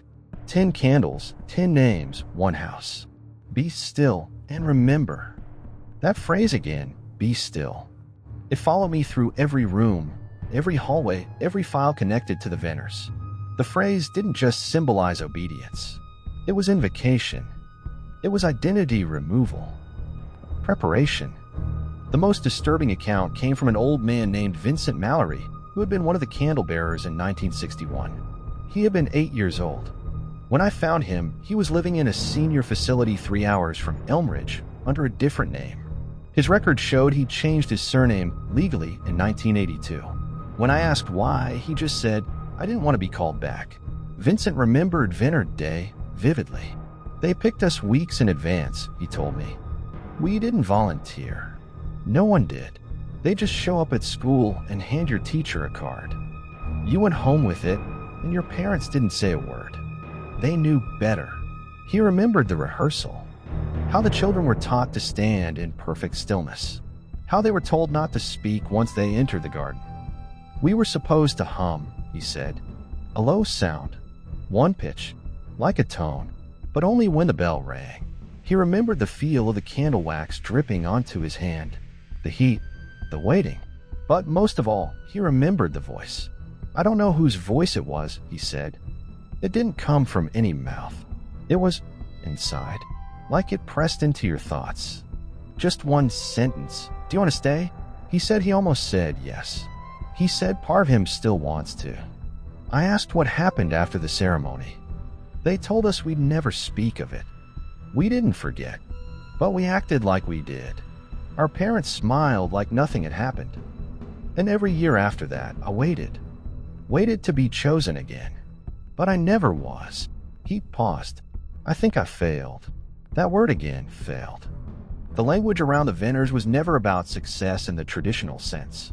It was about transformation, obedience, becoming something else. If you resisted, you failed. If you complied, you were no longer yourself. I asked Vincent about the others. He grew quiet. 2 of them didn't come back to class. We were told they moved away. But I saw one of their bikes in the creek the next week, still chained to the railing. He looked at me, then whispered, "Do you think they ever left the house?" I didn't answer. Venner Day ended abruptly in 1968, the same year as the fire. No explanation was ever given. No cancellation notices. No formal statement. It simply vanished. October 3rd passed like any other day from that point forward. The lawn remained empty. The house went dark. The children returned to their schools with no ceremony, no candles. But the town did not forget. In private journals and oral histories, residents still refer to that date. Some avoid travel. Some leave offerings at the edge of the estate, flowers, toys, tiny blue ribbons, all done quietly, without explanation. In one instance, I found a note tucked into a hollow in the town cemetery wall. It read, "He still counts the candles, and he is always missing one." The following day, I discovered something even more unsettling. Behind the Historical Society's microfilm cabinet was a thin, forgotten drawer. Inside it, sealed in an envelope labeled Venner Day Confidential, were 6 Polaroids, all dated 1967.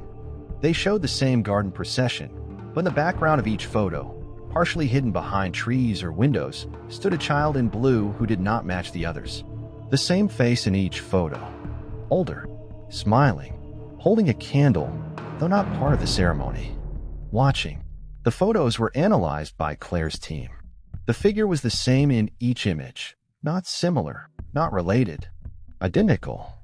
And in one photo, the child held up a hand. 4 fingers raised. A symbol. Count. A reminder. As if to say, 4 left. For must return.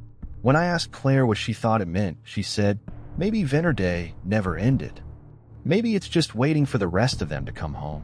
The following October 3rd, I returned to the estate. No procession. No flyers. No lights. But in the garden, someone had placed a chair. And around it, 10 candles.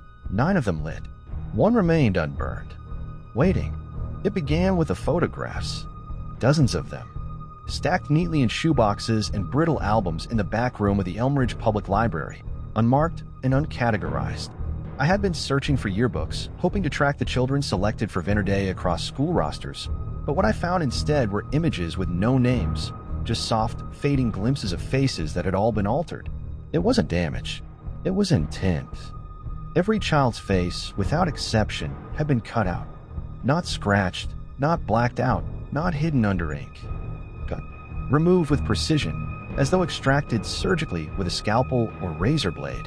Ovals, circles, sometimes entire heads, snipped away from the paper, leaving behind tiny shadows of where faces used to be. The photos spanned decades. Some were formal, class portraits, group shots at festivals, stage plays. Others were more intimate, birthday parties, garden picnics, children seated on the steps of the Venner estate. In each one, the adults remained intact. But the children's faces were gone. I brought one photo to the librarian, Delilah Withers. "Do you know who was in this?" I asked. She squinted. "That's the 1955 Harvest recital." I remember the gowns. And the children. She frowned. I don't remember. Isn't that strange? I was there. Her eyes drifted over the blank spaces where faces had once been. "I remember the music," she murmured. But not who sang. There was something wrong with the forgetting. It wasn't the usual erosion of memory. It was deeper, targeted. as though some thread had been cut inside her mind, removing not only the image but the presence of the children. And Delilah was not the only one. Everyone I showed the photos to responded the same way. I was there. I should remember this. Why can't I see them? The more I searched, the more evidence I found. In old family albums donated to the library, photo frames in the town museum, even a scrapbook at the local church, all had children's faces meticulously removed, and not only from events tied to the estate. Birthday parties, town picnics, school assemblies, the pattern repeated. I returned to the estate with a new purpose. Peter, the caretaker, allowed me into the unused drawing room on the condition I didn't break anything that screamed. I didn't ask what he meant. The room was thick with dust. Sunlight filtered through old curtains, casting fractured beams on the furniture. The wallpaper was peeling in strips, revealing a faded mural beneath it, an enormous family tree. But it wasn't the kind you find in genealogy books. It didn't branch upward. It spiraled inward. Names, first names only, looped toward the center in careful script. At the very heart, barely visible beneath flaking paint, was one name, Thomas. Above the fireplace was a frame, empty but for its backing. A photograph had once hung there. Its hooks remained. Below it, etched into the mantel. To forget is to protect. I asked Peter about it. They used to take them down after each season, he said. Said it was safer. Less recognition. Recognition of what? He stared at the wall. Of what the house remembers. That night, I reviewed the photos again. I noticed something new. In many of the images, particularly those taken inside the estate, the spaces where the faces had been cut out showed faint impressions behind them. Shadow outlines like double exposures. And in a few, just a few, the image had begun to fill itself in again. Not clearly. Not with the original faces, but with something. Eyes too dark. Smiles too wide. Shadows that didn't align with the lighting. It was as if the act of removal had only delayed the inevitable. I took the photos to Claire's lab. She ran them through high-resolution scanners and spectral imaging. Her findings were disturbing. There are trace amounts of iron in the paper around the missing faces, she said, consistent with old blood. Someone might have used their own blood to mark these, possibly as a form of sealing. Sealing against what? She hesitated. I don't think they were trying to erase the children. I think they were trying to keep something from seeing them. The act of cutting out the faces wasn't about forgetting. It was about hiding. I went back through the estate records, found a note from 1952 written by Margaret Venners to her sister. The more we show their faces, the more he notices. Reflection is his gate. We must blind the mirrors. Blind the mirrors. Cut the faces. Bury the names. It was all part of the same strategy. Obscure the identity, and you obscure the target. But something had gone wrong. Because the faces were returning. Not the original children. Not the ones who had vanished into the chapel, into the circle, into the spiral. Something else was using their absence like a doorway. One photograph, a group of candlebearers from Venners Day 1965, had begun to change. When I first scanned it, all the faces were missing. When I looked again, one face had returned. Not cut from the same paper. It had emerged from within the image itself, as though developing beneath the gloss. It was a boy. No more than 10. Blue eyes. Straight hair. His smile too calm. His eyes locked on the camera. I compared it to the portraits in the chapel, the sketches from the journals, the descriptions from the ledger. It was Thomas. Not the same image, but the same presence. He had never needed a portrait. He was the negative space left behind. And now, the faces being cut out for protection were becoming his passageways, his vessel. The house had never been a prison. It was a camera, a lens. And the more we tried to hide him, the more we invited him in. That night, I went through every photo in my possession, every image of the estate, every scan from the archive, and I saw it, in all of them, in corners, in glass, in the shine of candlelight, a face watching, sometimes only half-formed, sometimes only eyes, but always present. Not a ghost, not a memory, a reprint, again and again. It was Claire who called me about the ink. I had sent her a dozen scanned pages from the attic journals, the children's letters to Thomas, their ritual phrases, their confessions written in perfect cursive and uneven scrawl. She had them analyzed under multispectral imaging. What she found wasn't just alarming. It was impossible. "There's organic material in the ink," she said over the phone. "Trace compounds we didn't expect. Not from standard dyes or iron gall formulas." "What kind of organic material?" She hesitated. "Human DNA." I didn't respond. "Blood," she clarified. "They used blood in the ink. It wasn't metaphor anymore." The words written to Thomas weren't simply emotional offerings. They were biological. The children didn't just speak to him through prayer or ritual. They fed him through their writing. Every confession a tether, every letter a transaction. Claire sent over the full report. The samples were traced to multiple sources, different blood types, varying ages. Some appeared juvenile, others mature. Several samples showed degraded sequences consistent with inbreeding, a genetic collapse that suggested tightly managed bloodlines over generations. The ink was a mixture of names, of voices, of people, and of the color. The distinctive blue, a signature shade used across every piece of Venners correspondence. That hue was produced using an obsolete compound, a cocktail of copper sulfate, powdered bone, and melanin extract. No commercial ink ever used it. It was manufactured by hand. Ritualistically, I returned to the estate immediately. The sky was overcast, and a storm brewed in the distance. The house loomed like always, a structure that had stopped pretending to be a building and now stood as something awake. Inside the study, behind a false panel in Robert Venners' desk, I found the inkwell, a small glass vial with a pewter lid, crusted with age. Inside was a thick, sluggish liquid the color of bruise and ocean, deep blue, almost black. A quill sat beside it, its tip worn to a cruel point. The paper beneath it bore a single line in that unmistakable hand. To write is to bind. There were notebooks, pages left blank, as if waiting for new names. I flipped through them, feeling the weight of expectation in each leaf of paper. This wasn't documentation. It was entrapment. Each word penned was a signature, each phrase an agreement. The children had not known what they were doing. Or perhaps they had been conditioned, taught that every act of submission brought them closer to becoming. I turned to the mirror above the fireplace. A reflection stared back, but it wasn't mine.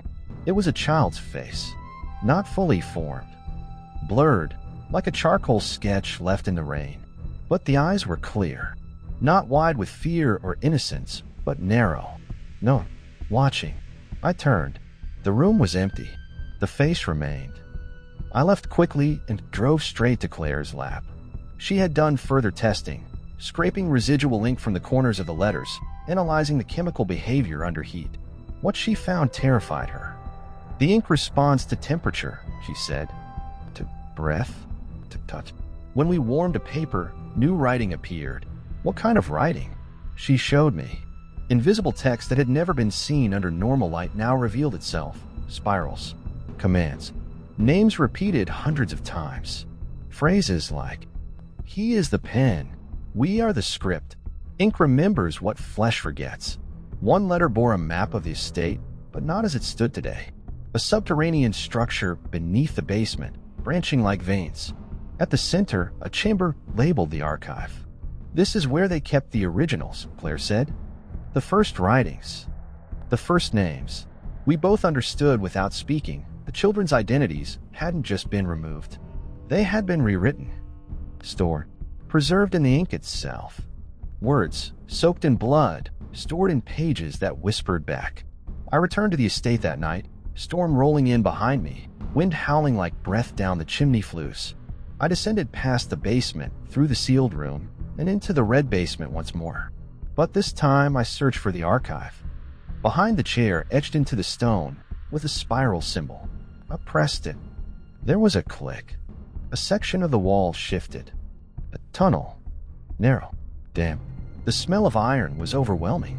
It led to a small stone chamber with shelves on every wall. Not books. Not paper. Skins. Sheets of thin, pale leather stretched and bound, written on in that same blue ink. Names. Thousands of names. Each page bore one identity, scrawled repeatedly until the ink bled to the edges. Some were marked with symbols, spirals, XS, circles. Others were wrapped in twine, sealed with wax bearing the TV crest. At the center of the room was a pedestal. A journal, open to a blank page. A quill rested beside it, and next to it fresh ink, still warm. My hands trembled as I reached for the quill. I didn't know why. Compulsion, maybe. Curiosity. The room thrummed with something primal, as though it had been waiting. But I didn't write. I stepped back, and the page began to fill itself. My name appeared in that blue-black shade, written again and again, each letter perfect, as if inscribed by a practiced hand. Below it, in smaller script, "You came to witness. Now you are recorded. You will not be forgotten." I ran. Through the tunnel, through the red basement, out into the rain. I didn't stop until I reached the car. Lightning struck behind me, illuminating the estate for just a moment, and in the top window I saw it again. A child, holding a quill, smiling, my name on his tongue. Her name had appeared in several documents, always as a footnote. Elmira B. Lowell, estate nurse, 1950 to 1956. She signed off on physicals, medical clearances, and exit reports, though none of those children ever truly exited. I never expected to find her alive. And yet, tucked away in a Catholic-run hospice in rural Vermont, she was still breathing, still lucid, and still haunted. I was warned not to press her too hard. She has good days and bad days, the tending nurse told me. When she remembers too much. The room was modest. White curtains, clean sheets, an old crucifix above the bed. Elmira sat upright, bones sharp beneath translucent skin. Her eyes were gray, but alert. When I introduced myself and said the word Venners, she blinked once and then again. "You're not the first to come looking," she said, voice dry as paper. "But you might be the last." I asked her if she would talk.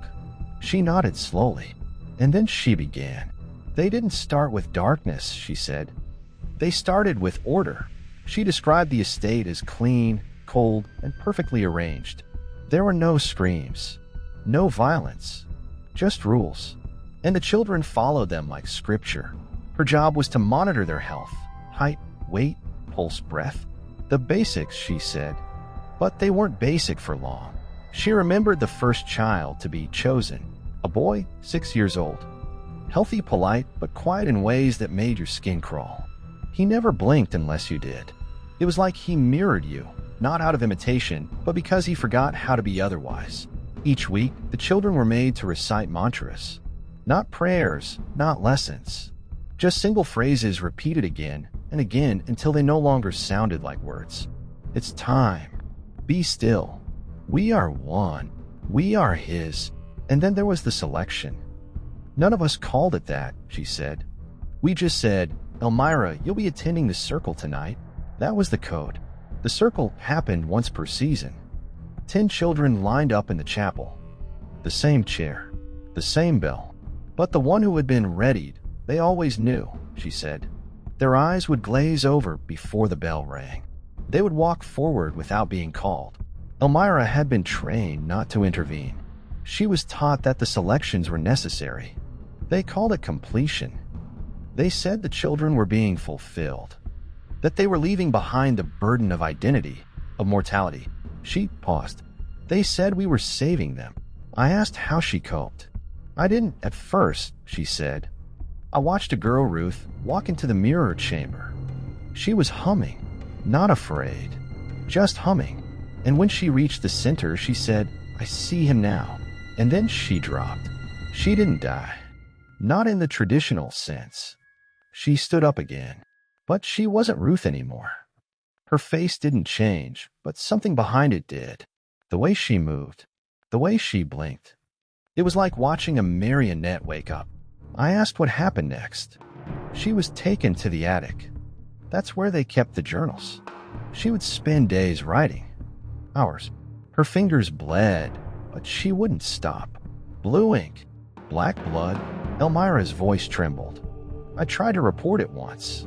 I told a visiting inspector that something was wrong with the children, that they weren't themselves. He said, "We know." That was all. Then he left. The next morning, I found a note under my pillow. She showed it to me. Old, yellowed, ink faded, but legible. "You are still useful. Do not forget." She stayed for another year, until the girl in the mirror chamber did not return. She walked into the circle and began to scream, Elmira said. The others joined her. The humming turned to wailing. It was like something pushed back, like the ritual cracked. The room filled with smoke, though no candles had been lit. The bell shattered. And Thomas, who had never been seen, only invoked, appeared. Not as a body, as a shadow in the glass. A face with no mouth, she said. Just teeth where the eyes should have been. Elmira collapsed that night. She woke in her bed, wrists bound in gauze, lips stitched at the corner. They said I'd fallen. Bit my tongue, but I knew. It was a warning. She left the next morning and never returned. I asked why she didn't tell anyone. Because the house listens, she said. Even outside of it, she took my hand. I kept one of the journals. She reached beneath her mattress and pulled out a bundle wrapped in cloth. I opened it. Inside were pages of blue ink. Dozens of names. Phrases layered over and over, forming a spiral. The center read, Elmira, you will come home. She had never opened it before. I couldn't, she said. Not until someone else saw it too. I asked her if she believed Thomas was still alive. He never was alive, she said. He was remembered. He is remembrance. The children weren't sacrificed. They were turned, made into pages, into stories. He writes himself with them. And if he writes enough, she didn't finish. That night, I stayed in the hospice parking lot until the lights went out in her room. At 2:13 a.m., the nurse on call found her dead. No sign of distress, just a single word written on her palm in ink. Ready. I took the journal and left before sunrise. Back in my motel, I opened the final page. It was blank, until I breathed on it. Then the words formed. You have read enough. Now you must be written. The Venners estate still stands. Weathered, wounded, but intact.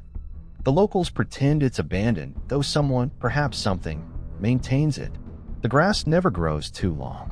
The windows are always intact, though no one remembers repairing them. Mail hasn't been delivered there in decades, yet the mailbox remains upright, its red flag always lowered, as if waiting for an invitation instead of delivering one. I approached the house alone this time. Claire begged me not to go back, citing the ink, the names, the warnings etched into Elmira's journal. But I had reached the end. Every thread I had pulled led me back to this place, not just as the scene of memory, but as the source, the architect of forgetting, the witness to rewriting. The gate swung open as I stepped onto the property. I hadn't touched it. The air was still, too still. No insects buzzed, no birds called. It was the kind of silence you only hear in sanctuaries or in crypts. I moved slowly toward the front door. It had been repainted, pale blue, fresh, still soft around the hinges. Someone had been here. Maybe they never left. I pushed it open. Inside, the house breathed. That's the only way I can describe it. The air felt dense, like the moment before thunder breaks. I could feel it pushing gently against my skin, as if the house were testing me, remembering me, recognizing me. The entryway was clean. The floors had been scrubbed. The chandelier above, once rusted and cobwebbed, now gleamed. The photographs on the wall, which had once been empty frames, now held images, not of people, but of spaces, rooms from impossible angles, corridors that didn't exist, a staircase descending into water, a dining room with no doors, and in each one, at the edge barely noticeable, a child stood in profile, always the same size, always the same posture. Different clothing, different expressions, but unmistakably the same silhouette. I stepped forward. The walls whispered, not in English, not in words, in sound, rattling breath, scratching pens, the soft creak of a chair being turned, echoes of footsteps too light to be adult, a hum rising and falling in waves, like a forgotten lullaby sung from beneath the floorboards. I moved past the parlor and into the study. The desk had been cleared. No dust, no papers. Just one object, a spiral-bound ledger with my name etched on the cover. I opened it. The pages were blank, until I placed my hand on them. Ink spread from beneath my fingers. Not black, not blue, red. Words formed. You are no longer the observer. You are the vessel. Record what remains. I tore my hand away. The blood was real. A cut I hadn't felt across my palm now dripped onto the floor. The ink on the page absorbed it. Like thirst, the house creaked. Not from age, from awareness. It knew I had touched the page. It knew I had seen too much. I stumbled backward and the lights flickered. Not from electricity, but from memory. Images flashed across the walls like old film strips. Children running down hallways, screaming silently. A boy standing in front of the fireplace, mouthing a word I couldn't hear. Nurse Elmira, young again, writing furiously in a room lit only by candlelight. And Thomas, always Thomas, reflected in every piece of glass, watching through every surface. I turned and ran upstairs. The corridor at the top had changed. Longer, curved, impossible. Doors lined each side, and from behind them came voices, soft, childlike, repeating the same sentence over and over. I remember now. I remember now. I remember now. I opened the nearest door. It was my childhood bedroom, exactly as it had been when I was 8. Same posters, same bed sheets, same notebook on the desk with my initials carved into the cover. I stepped back. The house was not just remembering. It was reconstructing, using me, using all of us. Each visitor, each orphan, each nurse, each whisper. It had collected us like sentences. And now it was rewriting itself as a new narrative. A stronger one with no end. I reached the attic. The door was ajar. Inside were shelves stacked with journals, each labeled with names I recognized. Children from the files, from the letters, from the cutout photographs. But each book was unfinished. Half-filled pages. Incomplete entries. Like stories paused mid-sentence, waiting for resolution. And at the center of the attic, the chair. Still warm. Still humming. I approached it. In its seat was a new journal. No name on the cover. Only a title. The Macabre History of the Venners. Inside were the chapters one had written. Every word. Every line. But with new margins. And in the margins, annotations in a different hand. Correcting me. Adding what I missed. Removing what I got wrong. Changing the tone. Sharpening the sentences. Refining the story. And at the end of the final chapter one had written chapter 18 was the note. You brought us this far. Now let us finish. The pages beyond were blank. But as I stood there, the pen beside the journal lifted into the air. Hovering. Waiting. The lights flickered again. The hum rose into a low chant. And I realized the house was no longer a setting. It was an author. And I had been its draft. The chair creaked. Something stepped behind me. I turned. A boy.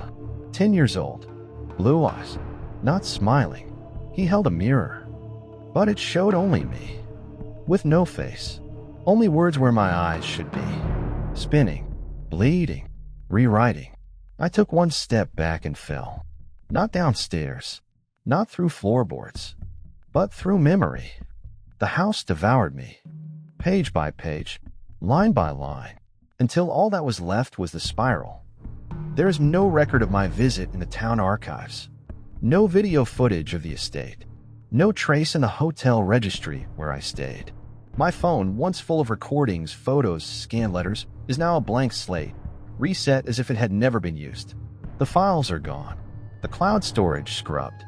Even the email threads I shared with Claire exist only in her mind, and even she admits her memories feel softer now, like dreams or borrowed thoughts. She asked me the other day if I had ever actually been to the estate. I lied and said no, because I couldn't be sure if the truth was mine to tell anymore. Some nights I still dream of the spiral, not as a symbol, but as a place. A hallway that curves endlessly inward, lined with portraits that shift when I'm not looking. A chair that waits in every room. A voice never loud, but constant, whispering, "Keep going." And I do. Because even in sleep, I am still part of the story. What the Venners created, or discovered, or summoned was never about wealth, or status, or even power in the traditional sense. It was about preservation. The kind that defies death. The kind that rewrites mortality as a matter of narrative, not biology. Their house became a library. Their children became pages. And Thomas became the pen that never runs dry. But even libraries burn. Pages fade.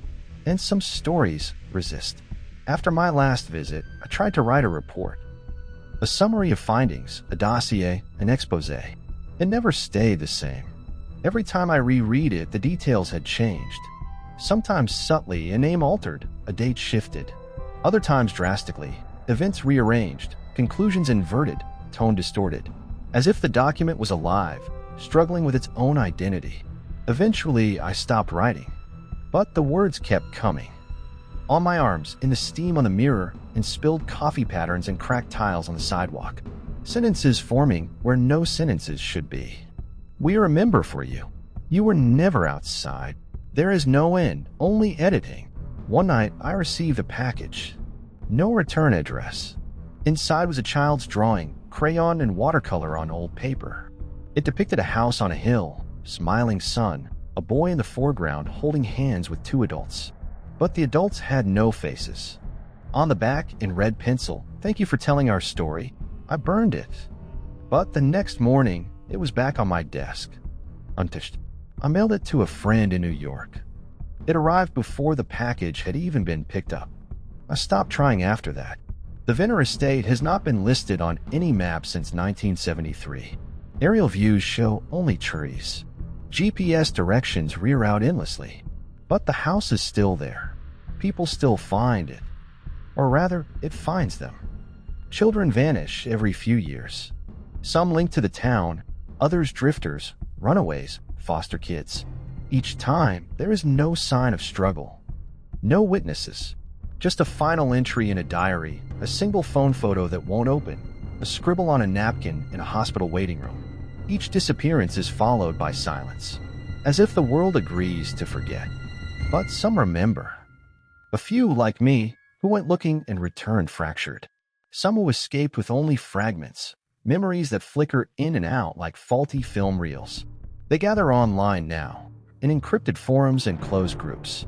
They speak in riddles, metaphors, literary analysis. Because speaking plainly invites attention. And attention invites transcription. Once, someone posted a full map of the house.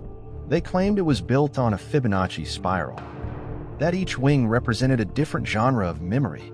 Joy, fear, longing, loss. The post was deleted within minutes. The user vanished. The forum shut down 2 days later. Claire and I still speak. She refuses to run any more ink tests. She keeps her lab in constant motion. Lights on timers, samples shuffled every 48 hours. If it can't recognize a pattern, she says, maybe it won't write back. I don't ask if she believes that. Some truths are comforting only in repetition. There's a new foundation being built in Elmridge, a children's home, fully funded, no known donors. The plans are an exact replica of the Venners estate, right down to the number of windows and staircases. The architect claims it came to him in a dream. I applied for a tour. I was denied. A week later, I received a letter. Inside, a single sentence in elegant, looping script. "We're ready for the next edition." No signature. No return address. I asked around. No one knew who submitted the plans. The construction crew is private, foreign. They work at night. A reporter friend tried to investigate. She stopped returning my calls. Her last voicemail was only 3 words, whispered in a child's voice. "He's not gone. I've moved often since then. Changed names. I don't use mirrors. I avoid spiral staircases. I don't write longhand. The house is with me, always, just beneath the surface of thought. And every once in a while, I hear the bell. The one from the chapel. A sound like silver breathing. It rings once. Only once. But I know what it means. The story isn't over. It has simply paused, waiting for the next word, waiting for the next child, waiting for the next witness to step across the threshold and sit in the chair and feel the ink slide into their veins. You may think you are safe, that you're just reading, but reading is remembering, and remembering is permission, and permission is the only door Thomas ever needed. So if one day you find a photograph with a face scratched out, or hear a hum with no source, or receive a letter you don't recall writing, don't read it aloud, don't respond, and above all, don't write back, because he is still composing. And you, reader, you've already been outlined.